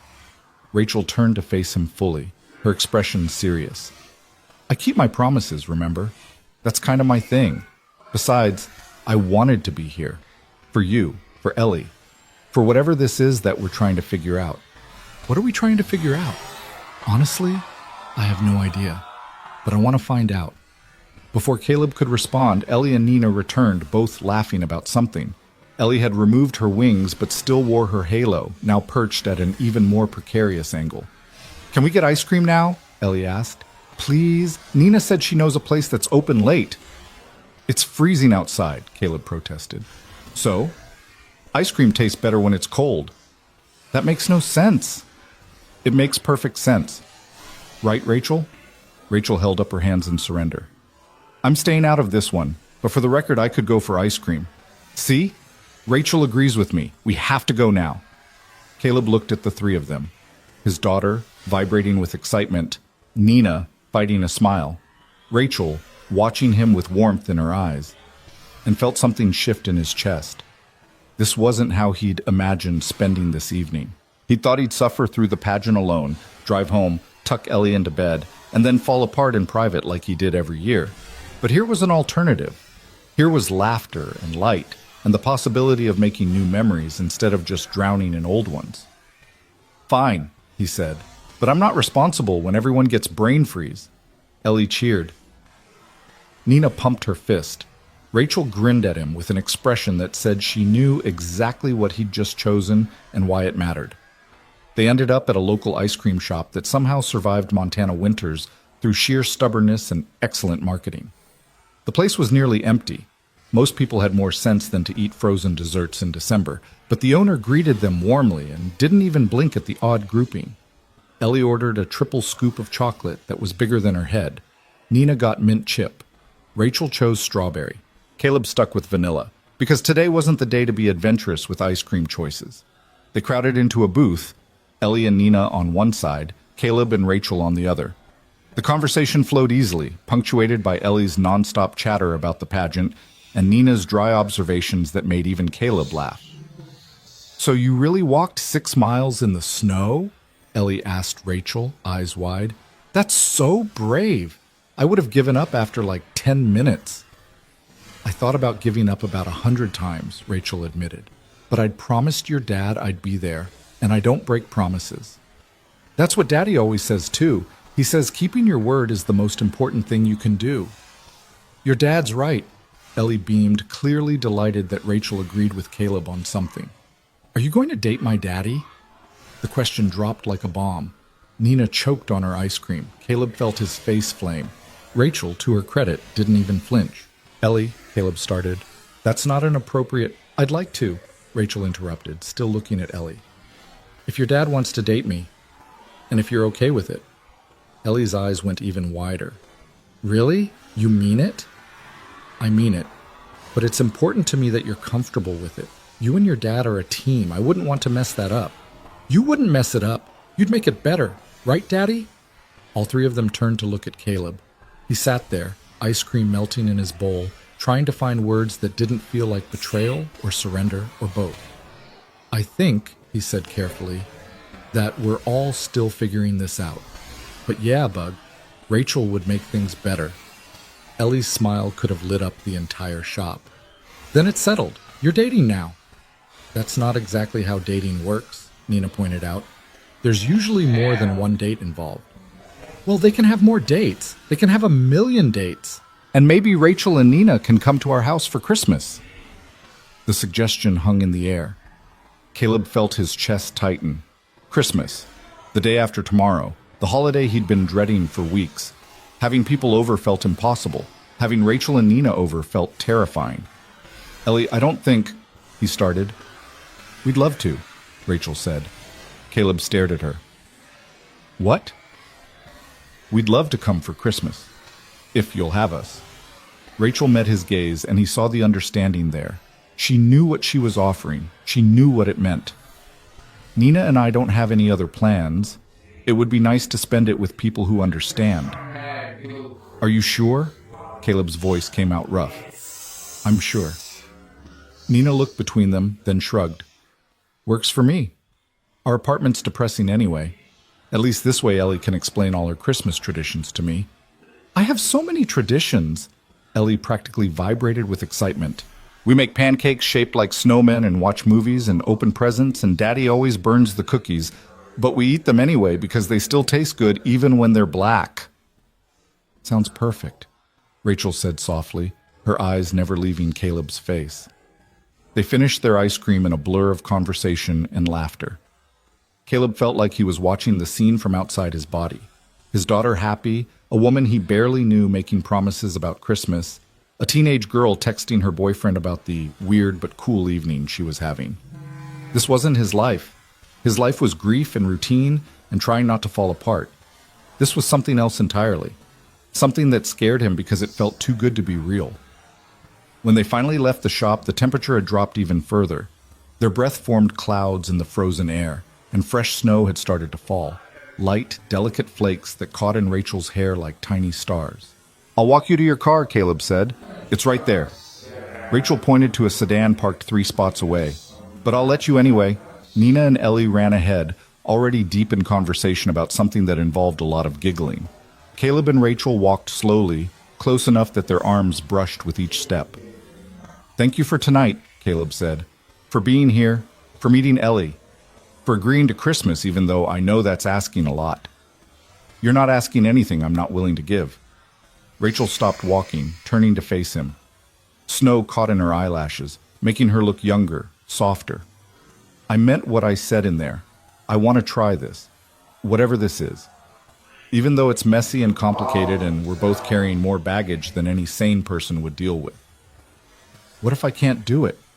What if I wake up tomorrow and panic and tell you Christmas is off? Then we'll figure it out, together. Rachel reached up, her gloved hand cupping his cheek. You don't have to be perfect, Caleb. You don't have to have it all figured out. You just have to show up and be honest. That's all I'm asking for. I can do that, Caleb said, though he wasn't entirely sure it was true. Good. Rachel smiled, then glanced over at Nina and Ellie, who were watching them with identical expressions of poorly concealed interest. I think we have an audience. We definitely have an audience.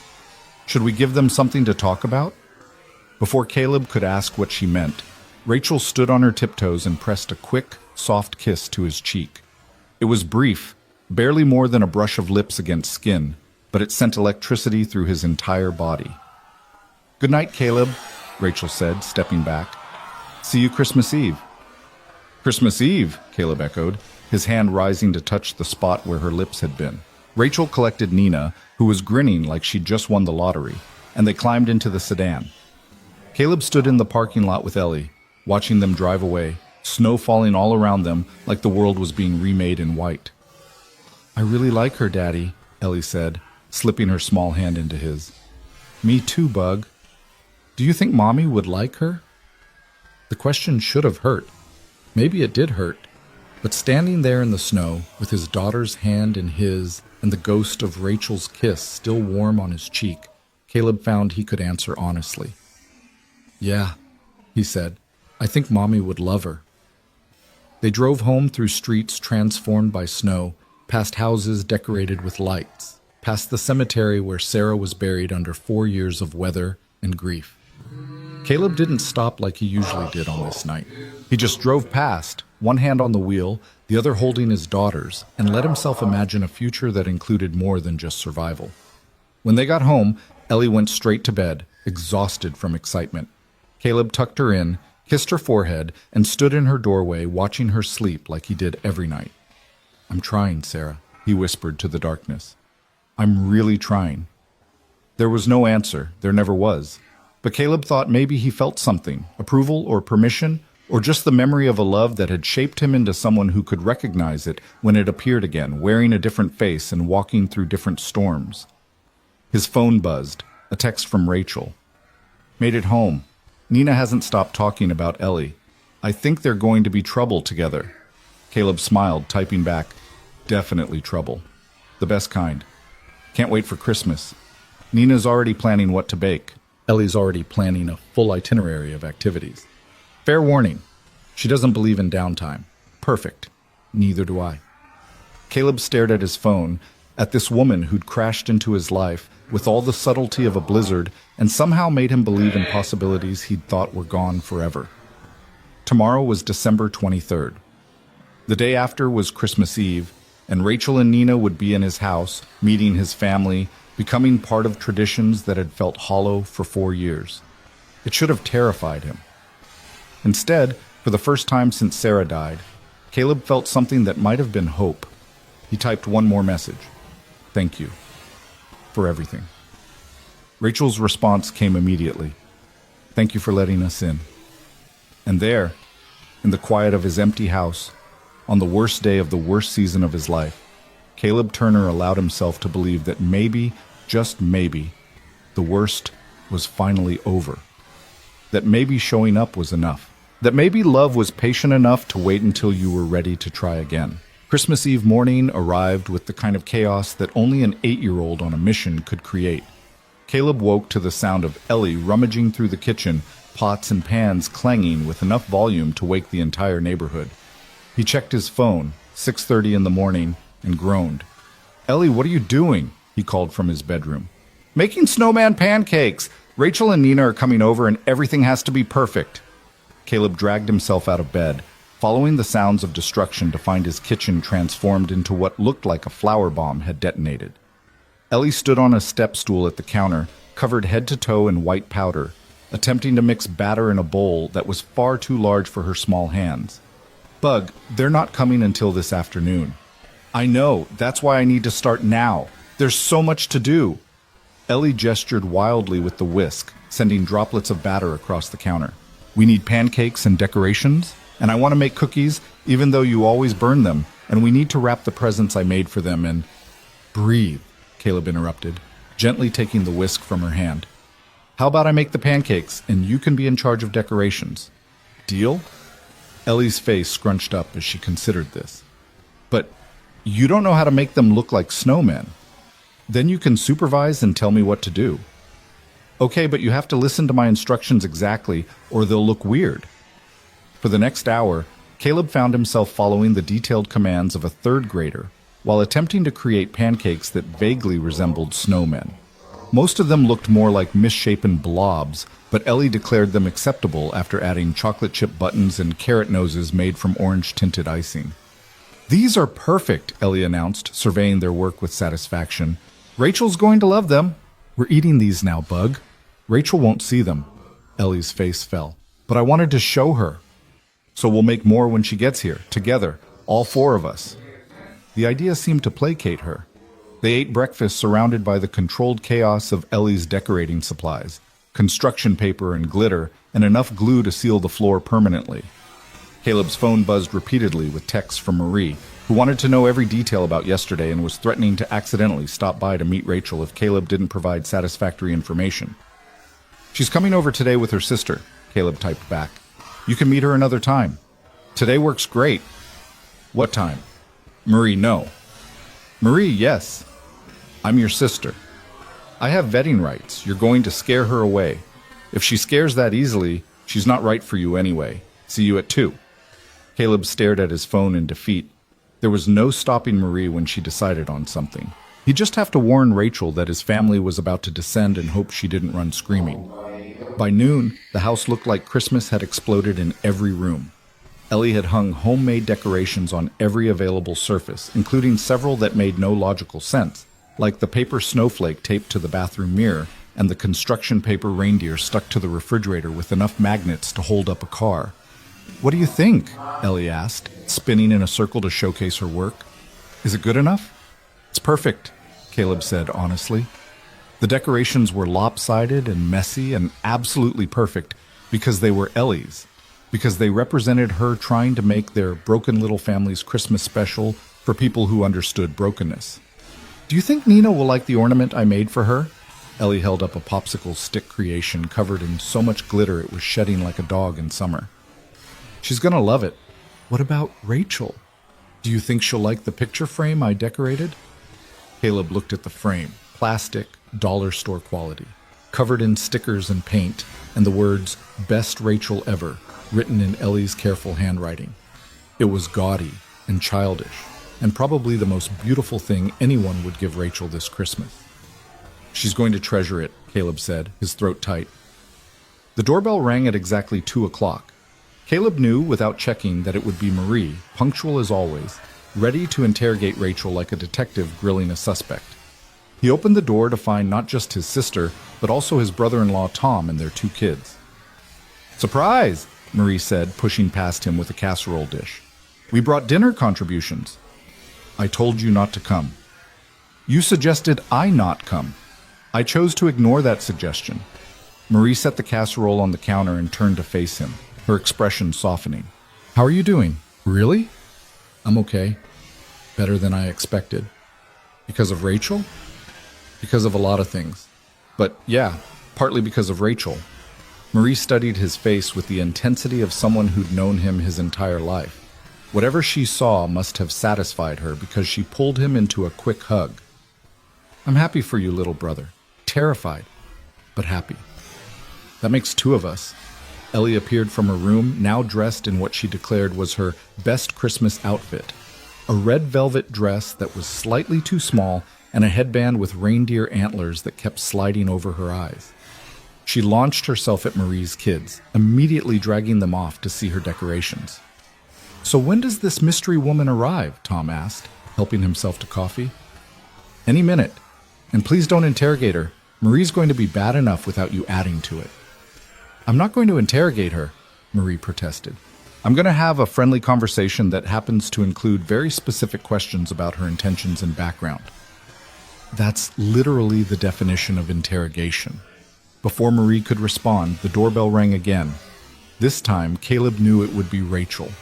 His heart kicked up a notch as he walked to the door, suddenly aware of how much was riding on this afternoon. His family meeting the woman he was starting to care about. 2 teenage girls and an 8-year-old trying to navigate new dynamics. All of it happening on Christmas Eve, a day that should have been sacred to Sarah's memory. He opened the door to find Rachel and Nina standing on his porch, both carrying bags and wearing expressions that suggested they were equally nervous. Rachel had dressed in dark jeans and a cream-colored sweater, her hair pulled back in a ponytail. Nina wore all black, typical teenager, but she was smiling, which seemed like a good sign. "Hi," Rachel said.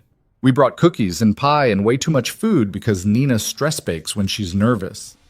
"I'm not nervous," Nina protested. "You made 3 pies." "I like pie." Caleb stepped aside to let them in, catching Rachel's hand for just a second as she passed. "Fair warning, my sister showed up uninvited and she's probably going to ask you invasive questions." "How invasive are we talking?" "Criminal background check level." "Good thing I don't have a criminal background." "That you know of," Nina muttered, earning an elbow from Rachel. They barely made it 3 steps into the house before Ellie appeared, moving at roughly the speed of sound. She crashed into Rachel with enough force to make them both stumble, chattering at a rate that made comprehension impossible. "You're here. You're actually here." "I made decorations and we have pancake stuff ready, and I have presents for both of you. And my Aunt Marie is here, but don't worry, she's nice, even though Daddy said she might interrogate you. Which I think means ask lots of questions. And, Ellie, breathe," Caleb interrupted gently. Ellie sucked in a dramatic breath, then grabbed Rachel's hand and Nina's hand and started dragging them toward the kitchen.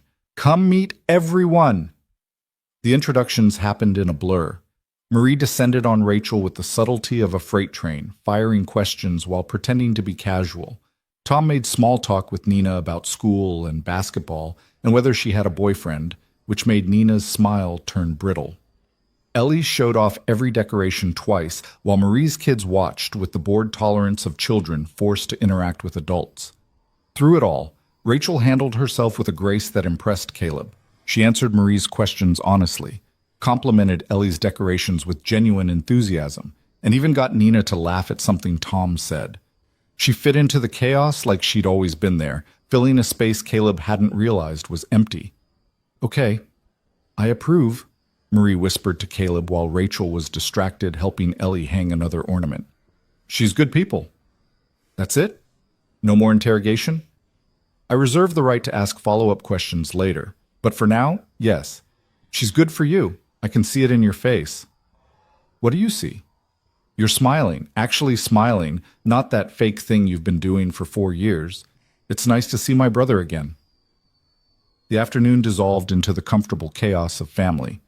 They made the promised snowman pancakes, which turned into a competition to see who could create the most ridiculous design. Nina won with a snowman that looked suspiciously like it was giving everyone the middle finger, though she claimed it was just artistic interpretation. They decorated cookies, most of which were consumed before they could be properly iced. They watched Ellie open the presents she'd made for Rachel and Nina, both of whom reacted with exactly the right amount of enthusiasm to make Ellie glow with pride. Rachel kept the glitter-covered picture frame in her lap, running her fingers over Ellie's careful lettering like it was made of gold.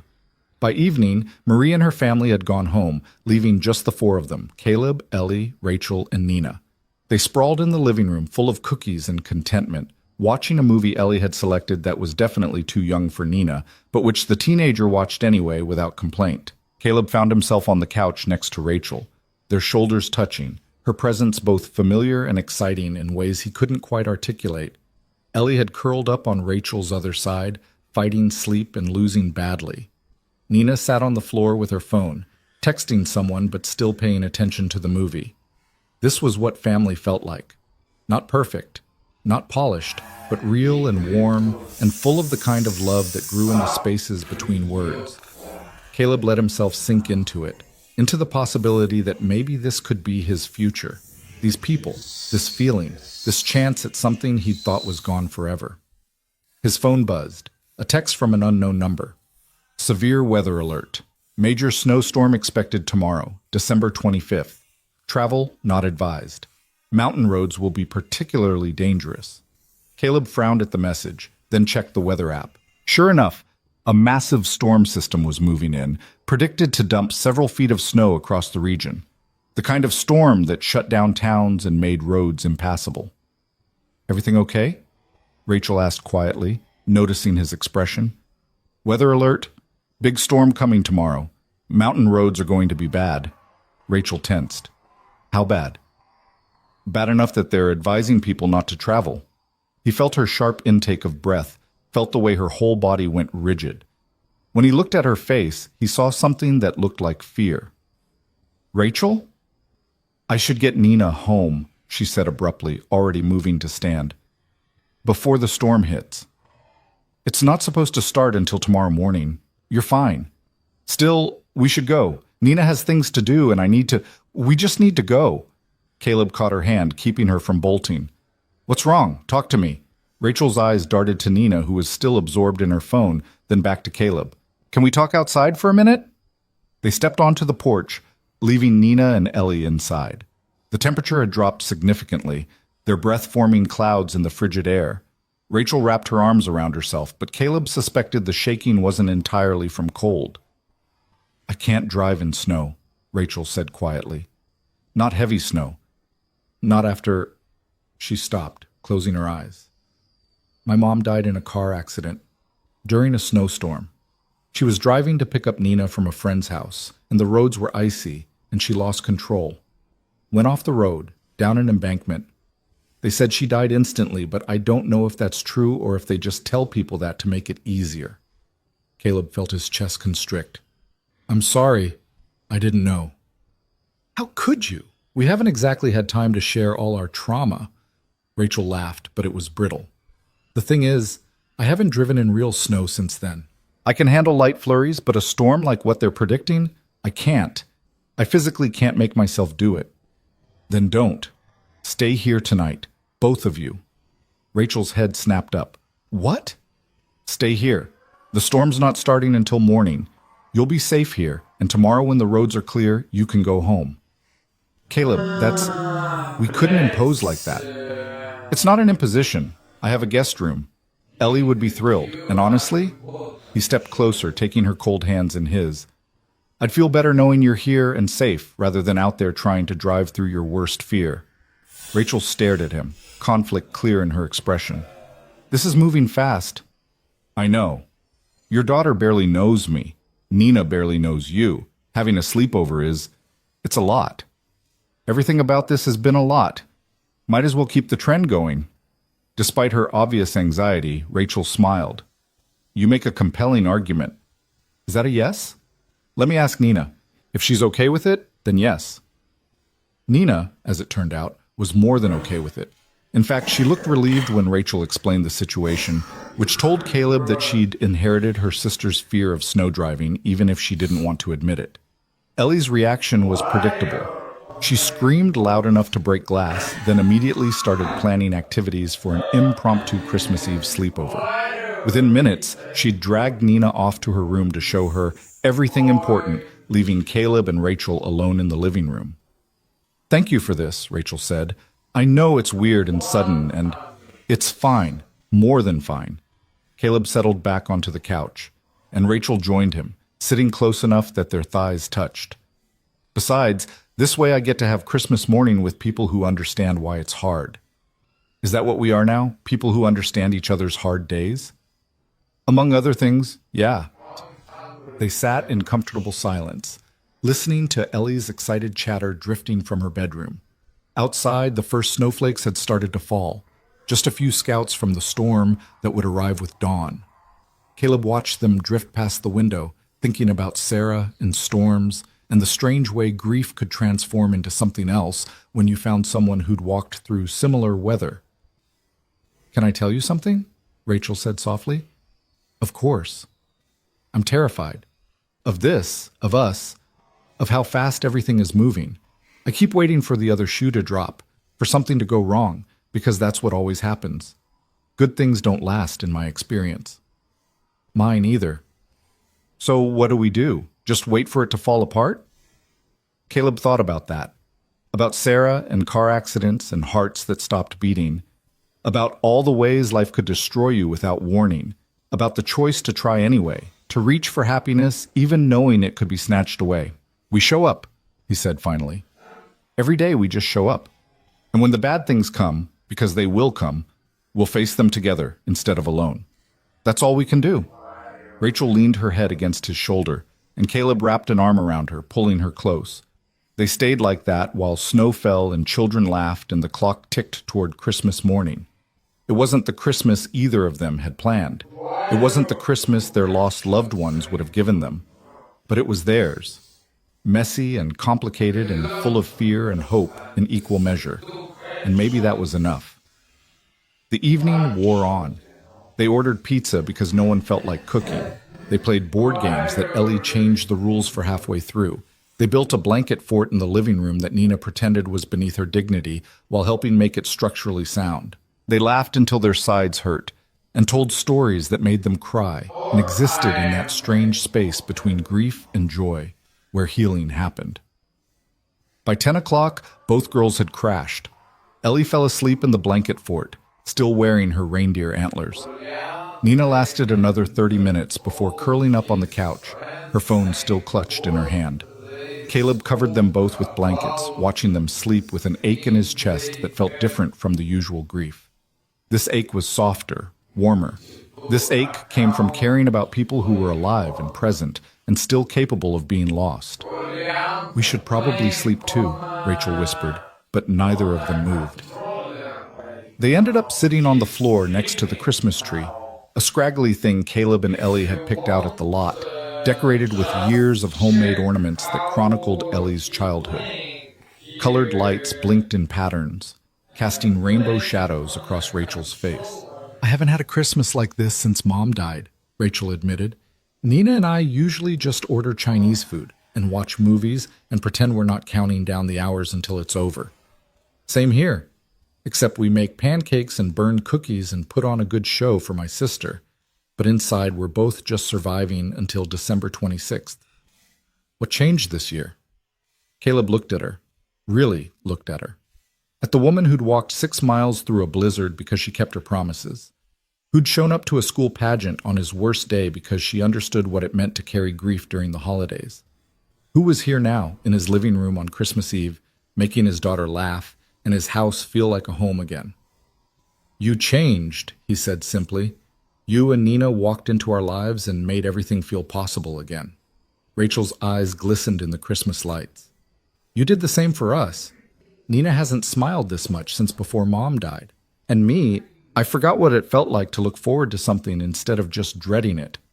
They kissed then, soft and tentative, tasting of possibility and fear and the courage it took to try again. When they pulled apart, Rachel was smiling, and Caleb felt something in his chest click into place. "Merry Christmas, Caleb." "Merry Christmas, Rachel."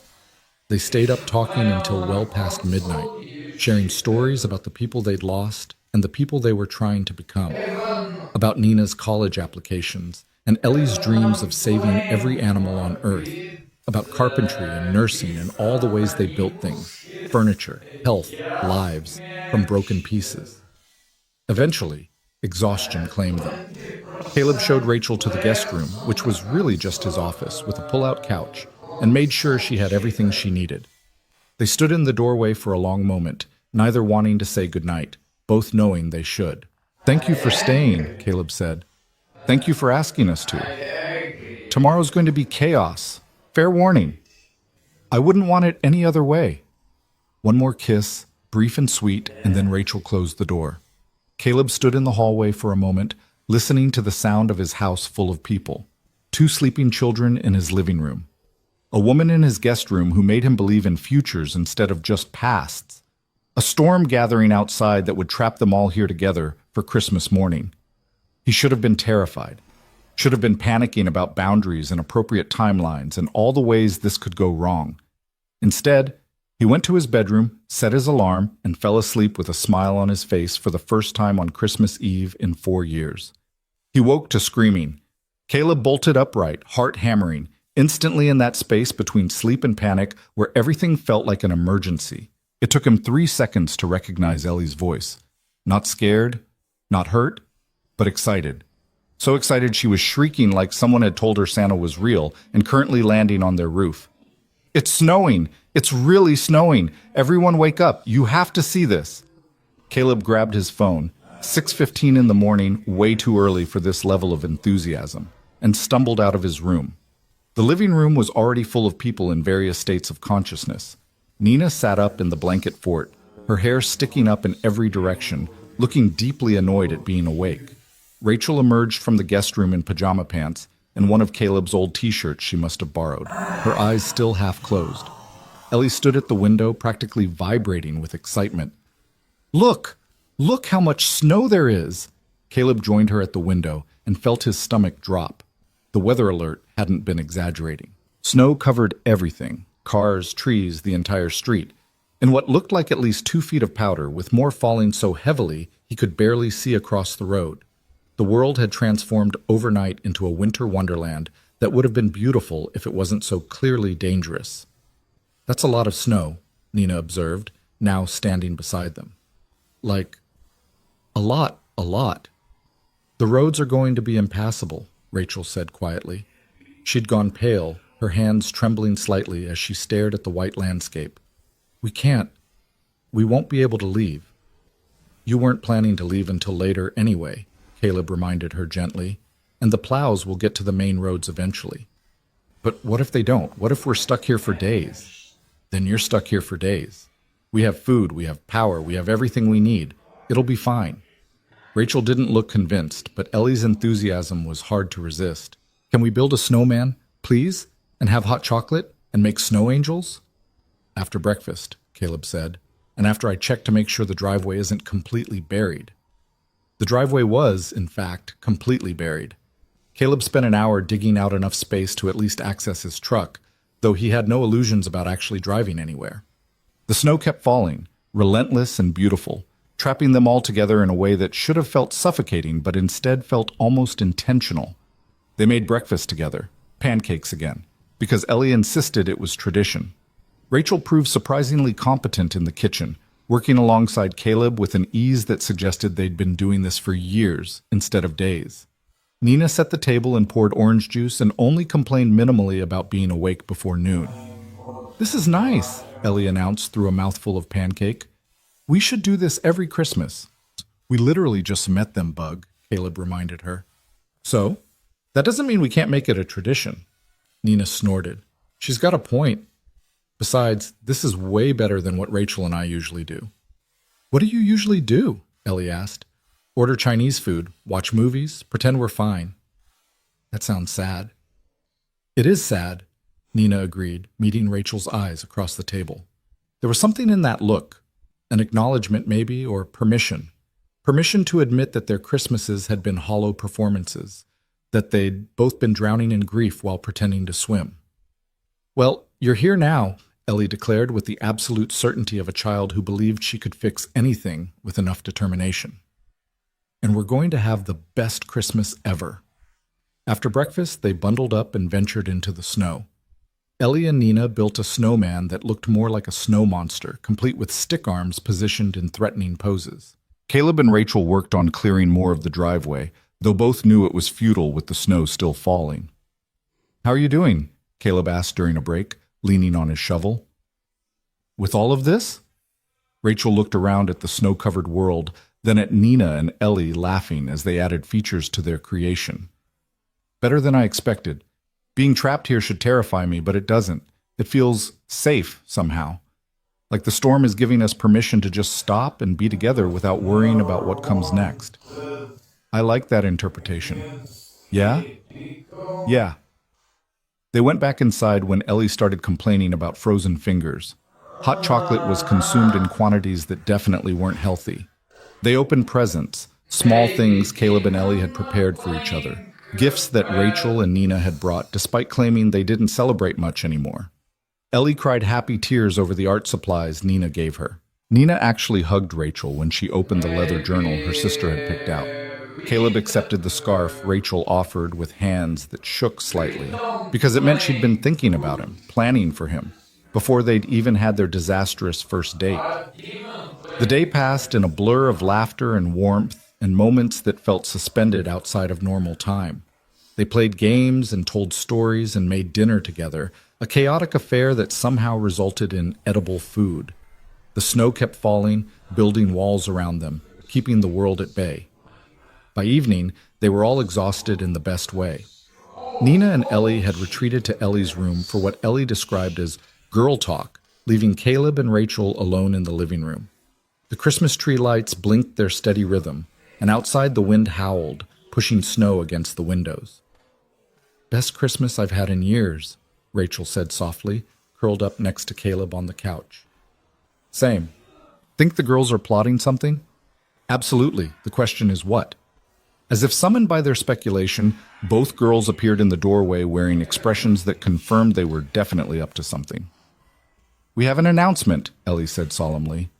"Oh no," Caleb muttered.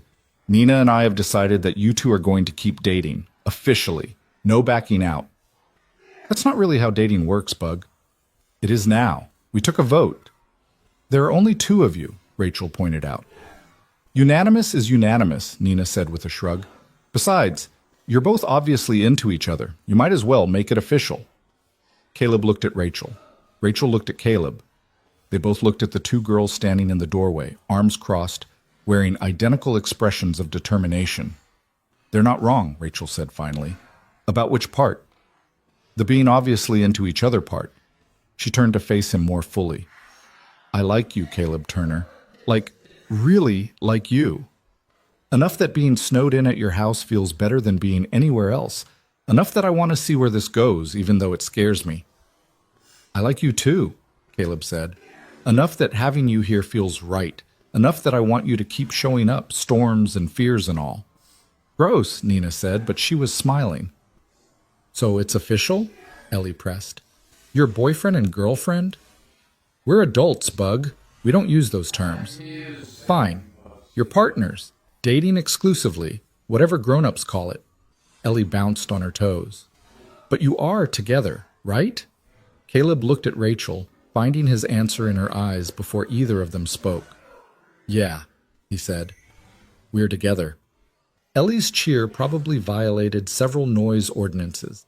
Nina pumped her fist in victory, and Caleb pulled Rachel closer, feeling her warmth against his side, feeling like maybe, just maybe, the storm had brought them exactly where they needed to be. Outside, snow continued to fall, remaking the world in white. Inside, 4 people who'd been broken by loss found themselves being remade by connection. It wasn't perfect.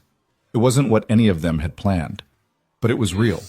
And sometimes real was better than perfect. Sometimes real was everything. The snow stopped falling 3 days later, leaving behind a world transformed and roads that would take weeks to fully clear.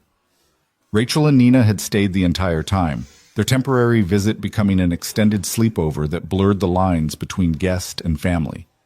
By the time the main roads reopened, Ellie had declared Nina her honorary big sister, and Caleb had gotten used to waking up to the sound of Rachel making coffee in his kitchen. Saying goodbye felt wrong. They stood in the driveway on a bright January morning, the sun glinting off snow that still covered everything in crystalline white. Rachel's car had been towed from Route 12 weeks ago and was finally repaired, sitting in Caleb's driveway like an unwelcome reminder that the storm-imposed togetherness had to end. "I don't want you to go," Ellie said, clinging to Nina's waist. "Can't you just live here forever?" "I have school, kid," Nina said, but her voice was gentle. "And your dad's house is way too small for all of us. We could make it work." "Ellie," Caleb said softly, "let them go home. We'll see them again soon." "Promise?" Ellie turned to Rachel, her eyes bright with unshed tears. "You promise you'll come back?" Rachel crouched down to Ellie's level, taking her small hands in both of hers. "I promise. Wild horses couldn't keep me away from you." "What about regular horses?" "Those either." They drove away with Ellie waving from the porch until the car disappeared around the corner.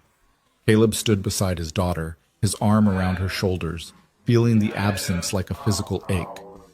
3 days shouldn't have been enough to make someone essential, but somehow Rachel and Nina had become woven into the fabric of their days.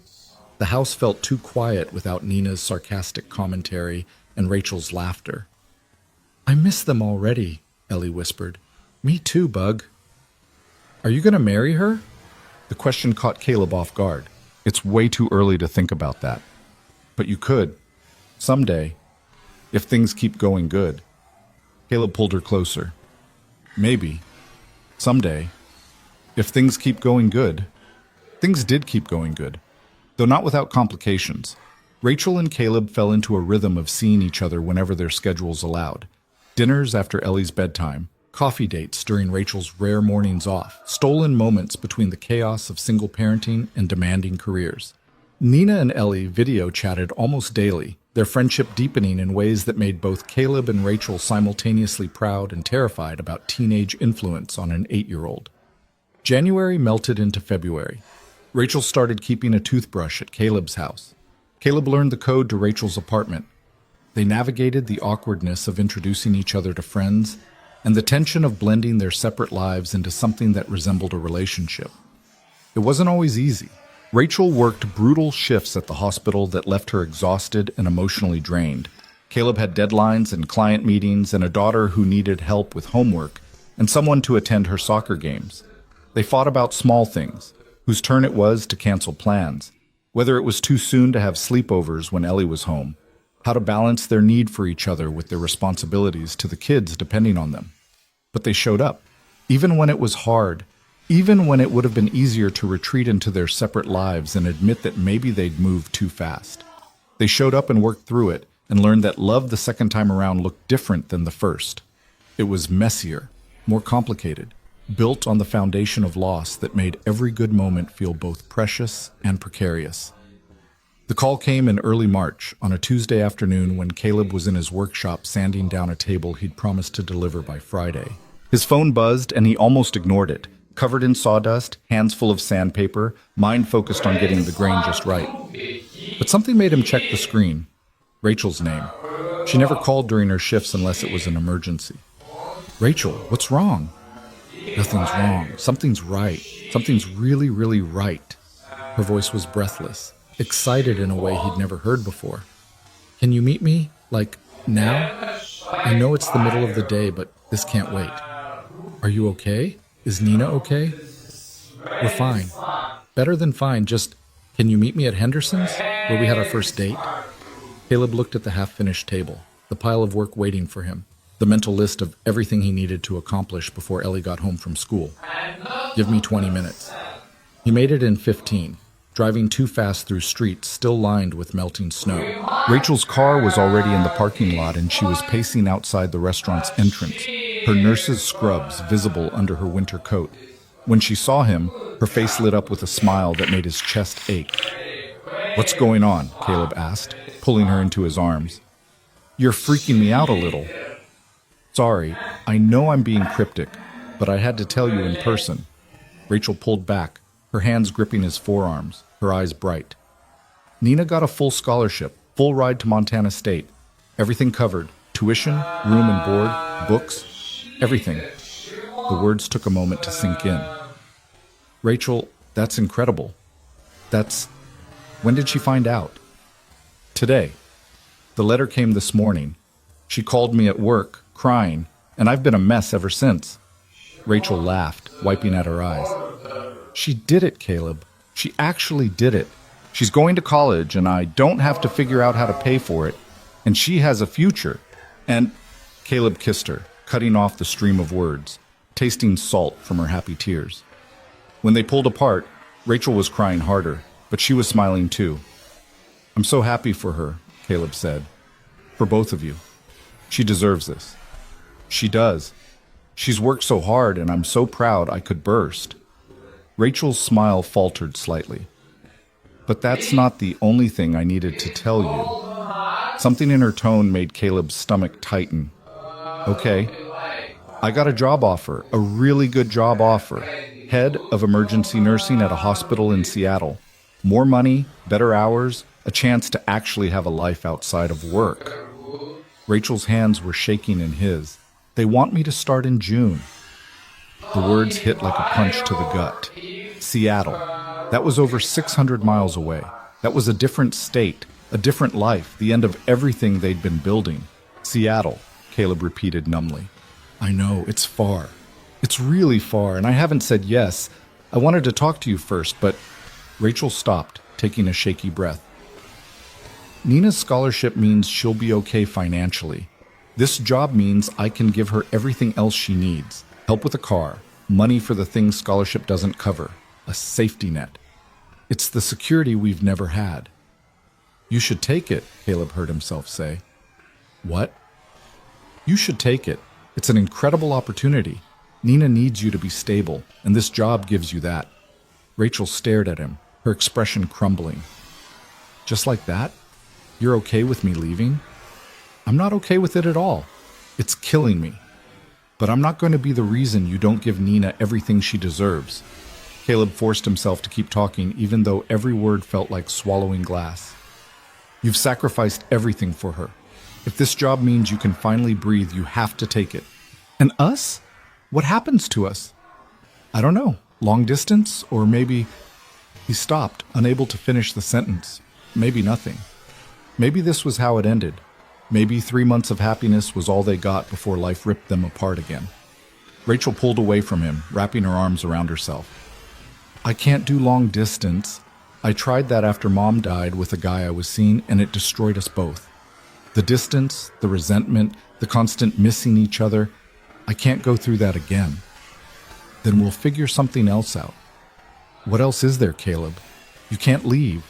You have Ellie and your business and your whole life here. And I can't stay because I need this job, need the security it provides. There's no compromise that doesn't require one of us to sacrifice everything. She was right, and they both knew it. They stood in the parking lot where everything had started, surrounded by the remnants of winter, facing the reality that sometimes love wasn't enough. Sometimes life intervened with opportunities and responsibilities that pulled people in different directions, no matter how much they wanted to stay together. When do you need to decide? Caleb asked. They want an answer by the end of the month. 3 weeks. They had 3 weeks to figure out if there was any way to make this work or if they needed to start saying goodbye. The drive home was a blur. Caleb picked up Ellie from school on autopilot, barely hearing her chatter about her day. He made dinner without tasting it. He helped with homework while his mind churned through impossible scenarios. When Marie called to check in, he told her everything was fine because he didn't have the energy to explain that his relationship was imploding. That night, after Ellie was in bed, Caleb sat in his workshop and tried to work. But his hands were shaking too badly to hold the tools safely, and his vision kept blurring with tears he refused to shed. He'd known this was coming. Some part of him had known from the beginning that happiness this good couldn't last, that the universe would find a way to take it away like it took everything else. His phone buzzed, a text from Rachel. I'm sorry for dropping this on you like that, for not knowing what to do, for everything. Caleb stared at the message, then typed back. Nothing to be sorry for. You're doing what's best for Nina. That's what matters. What about what's best for us? I don't think there is a best for us option here. Her response took several minutes. I don't want to lose you. I don't want to lose you either. But I don't know how to fix this. Neither did she, apparently, because she didn't respond. Caleb sat in his workshop until well past midnight, surrounded by half-finished furniture and the sawdust-scented ghost of the life he'd been building. Tomorrow, he'd have to tell Ellie. Tomorrow, he'd have to explain that Rachel might be leaving, that sometimes people you love have to make impossible choices, that life keeps moving forward even when you desperately want it to stop. But tonight, he just sat in the dark and let himself feel the loss before it even happened. The next 3 weeks were agony. Rachel and Caleb saw each other less, both of them pulling back to protect themselves from the inevitable goodbye. Nina and Ellie noticed the change, but didn't understand it, couldn't understand it, because neither Caleb nor Rachel had the heart to tell them what was coming. Caleb threw himself into work, taking on more projects than he could handle, staying in his workshop until exhaustion forced him to sleep. Rachel picked up extra shifts at the hospital, coming home too tired to think about Seattle, or sacrifice, or the man she was preparing to leave behind. They were managing the ending before it even arrived, and it was destroying them both. On March 20th, 10 days before Rachel's decision deadline, Caleb's phone rang at 2 in the morning. He jerked awake, heart pounding, instantly alert with the kind of adrenaline that came from years of single parenting and middle-of-the-night emergencies. Rachel's name on the screen. "Rachel? What's wrong?" "It's Nina." Her voice was shaking, breaking. "There was an accident, a bus accident on the mountain route coming back from a field trip. They airlifted her to regional medical. She's alive but hurt, and I can't drive, Caleb. I can't make myself drive up that mountain in the dark, and I need to get to her and I can't. I'm coming, right now. Stay where you are." Caleb was out of bed and moving before he'd fully processed the words. He called Marie, got her to come stay with Ellie, threw on clothes and grabbed his keys. The drive to Rachel's apartment took 8 minutes that felt like 8 hours. She was waiting outside, still in her scrubs, shaking so hard she could barely stand. "Get in," Caleb said, and she collapsed into the passenger seat, her breath coming in gasps that might have been sobs or might have been panic attacks or both. The drive up the mountain was treacherous. The road was dark and winding, with patches of ice still lurking in shaded areas despite the calendar claiming spring had arrived. Caleb drove with white knuckles and complete focus, acutely aware of Rachel beside him reliving her worst nightmare. Her mother had died on a road like this. Now her sister was hurt on a road like this. And Rachel was trapped in a car, forced to face the fear that had paralyzed her for 2 years. "Talk to me," Caleb said. "Tell me about Nina. Tell me anything." Rachel's breath hitched. She was at a science symposium, regional competition. She was so excited, spent weeks preparing her presentation on environmental engineering. She texted me this afternoon with pictures, said she thought she might place in the top 3. She's brilliant. She probably won first place. She better have. I'll kill her if she went through all this for second place. The joke was weak, but it was there. Caleb reached over and took Rachel's hand, feeling her grip his fingers hard enough to hurt. "She's going to be okay," Caleb said, not knowing if it was true but needing to say it anyway. "You can't promise that." "No, but I can promise you're not alone. Whatever happens, you're not facing it alone." They made it to the hospital in 40 minutes. Rachel was out of the truck before Caleb had fully stopped, running through the emergency entrance with Caleb close behind. The nurses recognized her immediately. She worked here, knew these people, had probably saved half their lives at some point. They rushed her to Nina's room while Caleb waited in a hallway that smelled like antiseptic and fear. It felt like hours before Rachel emerged, her face streaked with tears, but her expression holding something that might have been relief. "She's okay. Broken arm, concussion, lots of bruises, but okay. She's awake and asking for her phone because apparently surviving a bus crash doesn't mean you stop texting your boyfriend." Rachel laughed, but it came out more like a sob. "She's okay, Caleb. She's really okay."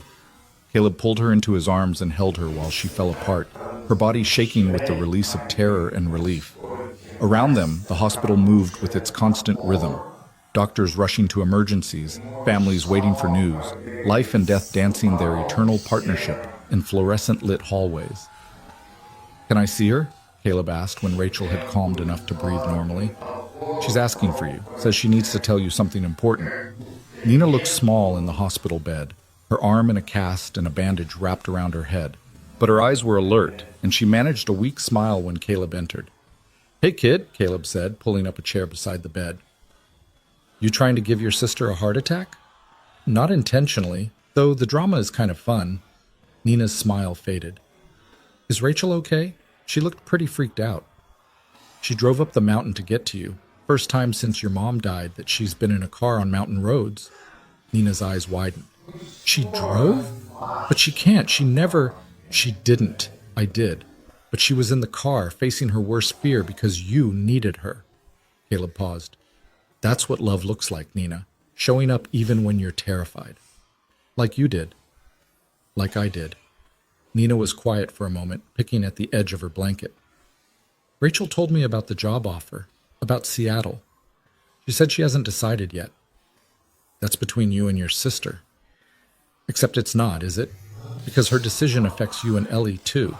Nina met his eyes, and despite the bandages and the hospital gown, she looked far older than 15. I don't want her to take the job. Nina, I know what you're going to say, that it's a great opportunity, that she deserves it, that she needs the security. But here's the thing, Rachel doesn't need more money. She needs to be happy, and she's happy here, with you, in a way she hasn't been since Mom died. What about your scholarship? What about my scholarship covers everything, literally everything. Rachel keeps acting like she needs to support me, but I don't need her money anymore. I just need her, and she needs you. Caleb felt his throat tighten. It's not that simple. Why not? She loves you. You love her. Nina and I love each other like siblings. We're good together. Why does it have to be more complicated than that? Because adults have responsibilities and careers, and they also have the right to be happy. Rachel's spent 2 years sacrificing everything for me. Don't let her sacrifice you too. Fight for her. The words hit Caleb square in the chest. Fight for her. When had he stopped fighting? When had he decided that Rachel's happiness meant letting her go instead of giving her reasons to stay? I'll think about it, Caleb said quietly. Think fast. She has to decide in 10 days. Caleb sat with Nina until she fell asleep. Her good hand curled around his like Ellie used to do when she was small and afraid of nightmares. Then he found Rachel in the hallway, talking quietly with one of the doctors about Nina's care plan. Can we talk? Caleb asked when the doctor left. They found an empty waiting room, the kind with outdated magazines and chairs that were designed to be uncomfortable enough to discourage long stays. Rachel sank into one, exhaustion written in every line of her body. I can't believe I did it, she said. Drove up that mountain. I was so sure I couldn't, but then you were there and Nina needed me, and somehow my body just worked. That's what you do. You show up when people need you, even when you're terrified. I wanted to run. Every mile of that drive I wanted to make you turn around. But you didn't. But I didn't. Rachel looked at him, her dark eyes full of exhaustion and something else. Something that looked like realization. I couldn't have done it without you, without knowing you were there, that I wasn't alone. That's what you've given me these past months. The ability to face things I thought would destroy me. You've given me the same thing. Have I? Or have I just complicated your life and brought chaos to your peaceful existence? Caleb laughed despite everything. Rachel, my existence was never peaceful. It was hollow. I was going through the motions, pretending to be okay for Ellie's sake. You didn't complicate my life. You gave it back to me. Rachel's eyes filled with tears. Then what do we do? About Seattle, about this impossible choice, about everything. I don't know yet, but I know we don't give up. We've both spent too long being afraid of losing people to let fear make this decision for us. They sat in the waiting room as dawn broke outside, holding hands and talking through possibilities that all seemed impossible, but maybe, just maybe, weren't. They talked about careers and kids and the difference between sacrifice and compromise. They talked about what mattered and what didn't, about the life they'd stumbled into building and whether it was worth fighting for. And slowly, as the sun rose over the mountains that had nearly killed Nina and had killed Rachel's mother and represented every fear they both carried, a plan began to form. It wasn't perfect, it wasn't simple, but it might just work. 3 days later, Caleb walked into his sister's house with a proposal that made Marie stare at him like he'd grown a second head. You want to what? She asked. Expand. Bring on a partner. Maybe 2. People who can handle the day-to-day work while I focus on design and custom pieces. It would mean I'm not tied to the workshop all day every day. It would mean I could actually have flexibility in my schedule. Marie studied his face. This is about Rachel. This is about building a business that can grow without me being present every second. Something sustainable. Something that gives me room to have a life outside of work. And if she takes the Seattle job anyway, then I'll have a business that runs better, and I'll have tried. But Marie, I love her. I really love her. And I'm tired of letting fear decide my future. His sister's expression softened. About damn time, little brother. Caleb spent the next week making calls, reaching out to other carpenters he'd worked with over the years, people he trusted who might be interested in a partnership. The response was better than he'd hoped. By March 28th, 2 days before Rachel's deadline, he had 2 solid partners lined up and a business plan that would allow him to step back from the daily grind without abandoning his company. That same week, Rachel made calls of her own. To the hospital in Seattle, negotiating terms. To regional medical, exploring options. To nursing schools and professional contacts and anyone who might help her find a third path between the two impossibilities. On March 30th, the day Rachel needed to give her answer to Seattle, Caleb asked her to meet him at Henderson's Steakhouse, the same place everything had started 4 months ago when she'd walked through a storm because she kept her promises. She arrived looking nervous, beautiful in jeans and a blue sweater that brought out flecks of color in her eyes. Caleb stood when she approached, and they hugged like they hadn't seen each other in weeks instead of yesterday at the hospital visiting Nina. "So?" Caleb asked when they were seated. "What did you decide?" Rachel took a deep breath. "I turned down Seattle." Caleb's heart leaped. "You did?" "I did. But I also got a different offer. Head of ER nursing here at Regional Medical.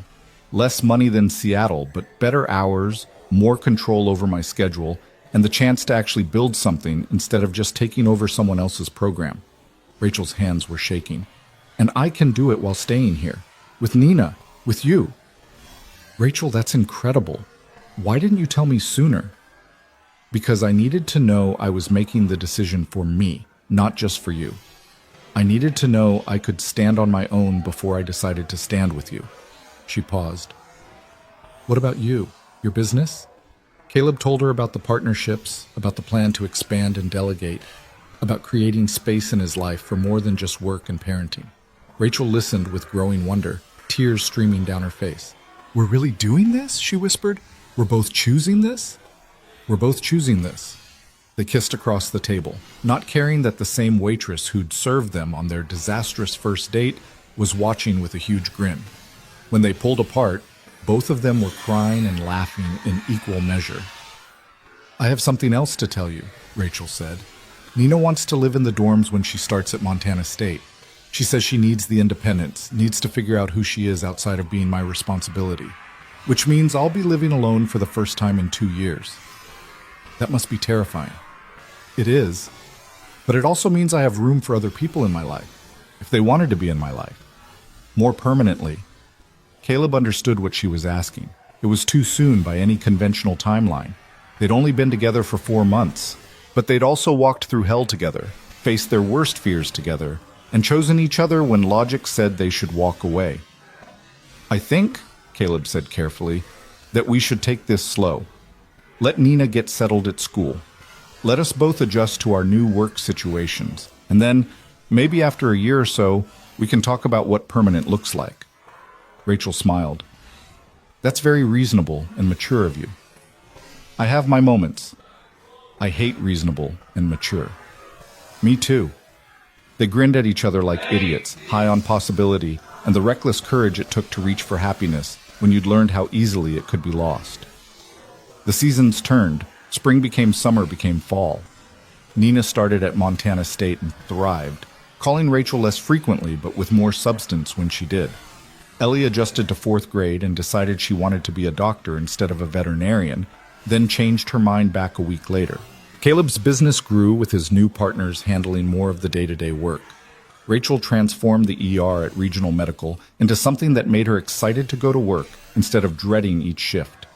And slowly, carefully, Rachel and Caleb built a life together. Not the life either of them had planned, not the life they'd had with the people they'd lost, but a new life, constructed from broken pieces and hard-won hope and the understanding that showing up mattered more than being perfect. They had their first real fight in July about whose turn it was to host Sunday dinner. They had their first major scare in August when Ellie fell off her bike and needed stitches. They had their first "I love you" in September, whispered in Caleb's workshop while rain pounded the roof and sawdust floated through lamplight like golden snow. December came again, bringing with it all the weight of anniversaries and loss. But this time, they faced it together. Rachel and Nina spent December 18th at the cemetery where their mother was buried, and Caleb and Ellie joined them, standing witness to grief while offering the comfort of presence. On December 22nd, all 4 of them went to Sarah's grave, bringing flowers and stories, and the acknowledgement that loving someone new didn't mean forgetting someone lost. Christmas Eve found them at Caleb's house again, exactly 1 year after the storm that had trapped them together. Nina was home from college for winter break, regaling them with stories about her roommate and her classes, and the boy she'd started dating who sounded suspiciously serious. Ellie had grown 3 inches and lost 2 teeth, her gap-toothed grin infectious as she showed Nina her science project about ecosystems.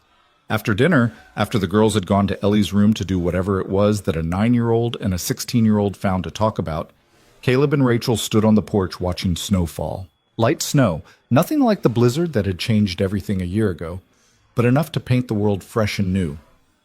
"I have something for you," Caleb said, pulling a small box from his pocket. Rachel's eyes widened. "Caleb, it's not what you think. Open it." Inside was a key. A simple brass key on a ring with a small tag that read home. "It's to my house," Caleb explained. "I know we talked about waiting, about taking things slow, but it's been a year and I'm tired of you going home to an empty apartment every night.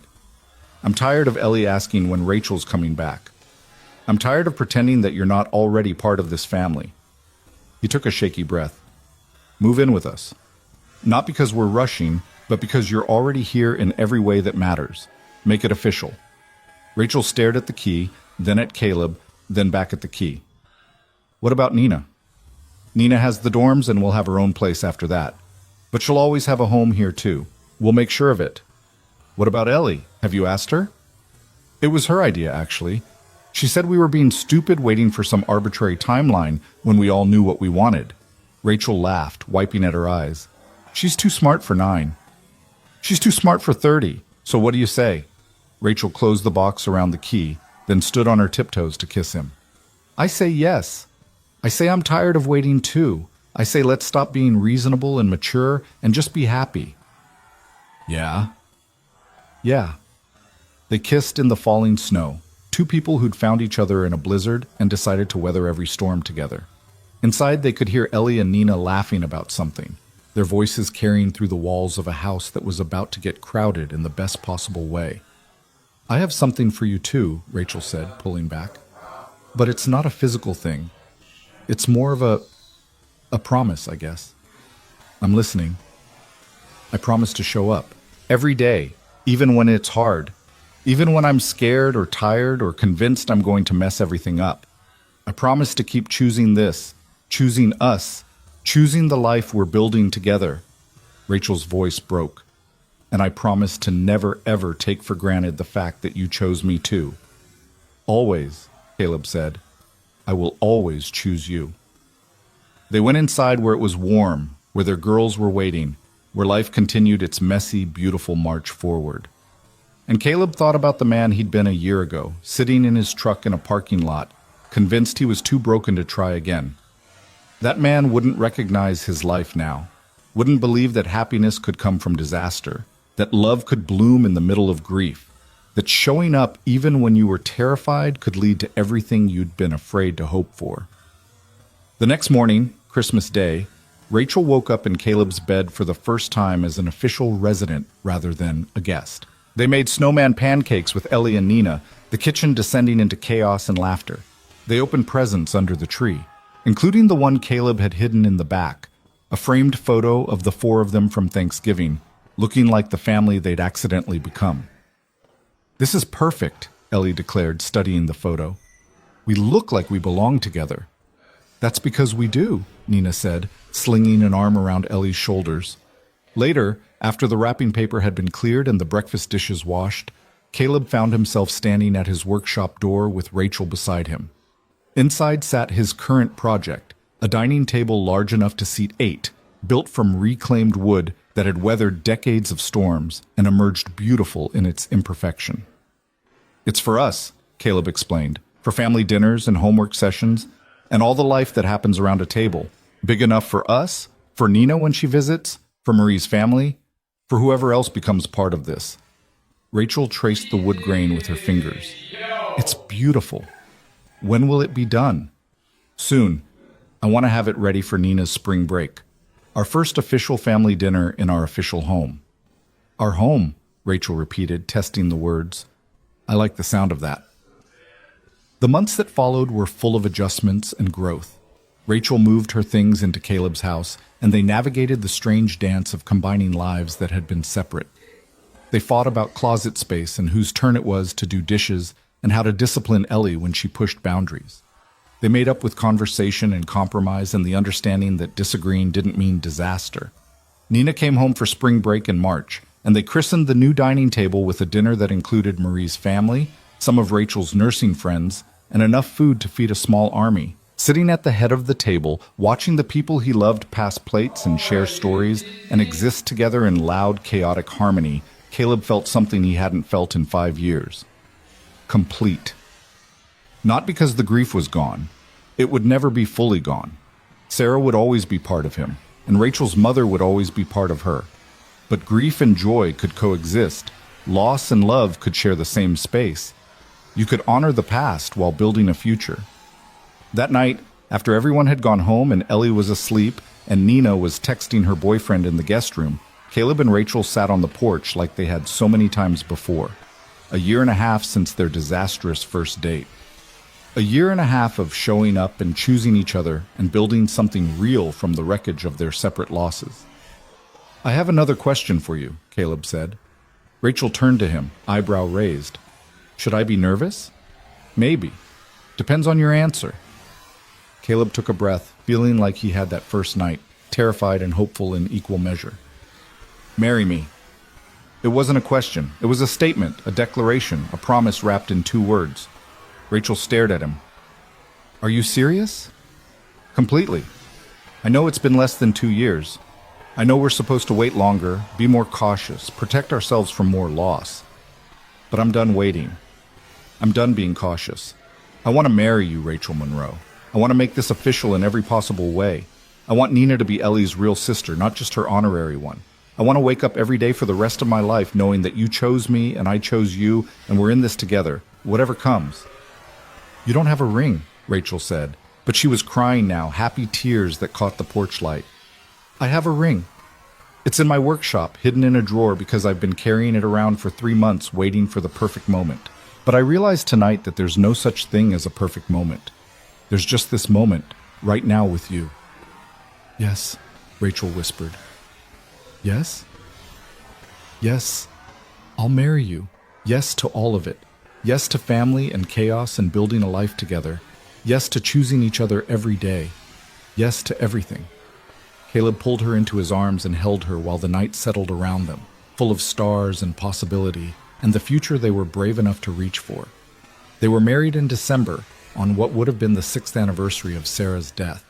It felt right somehow, transforming the worst day of the year into something new, something that honored the past while celebrating the present.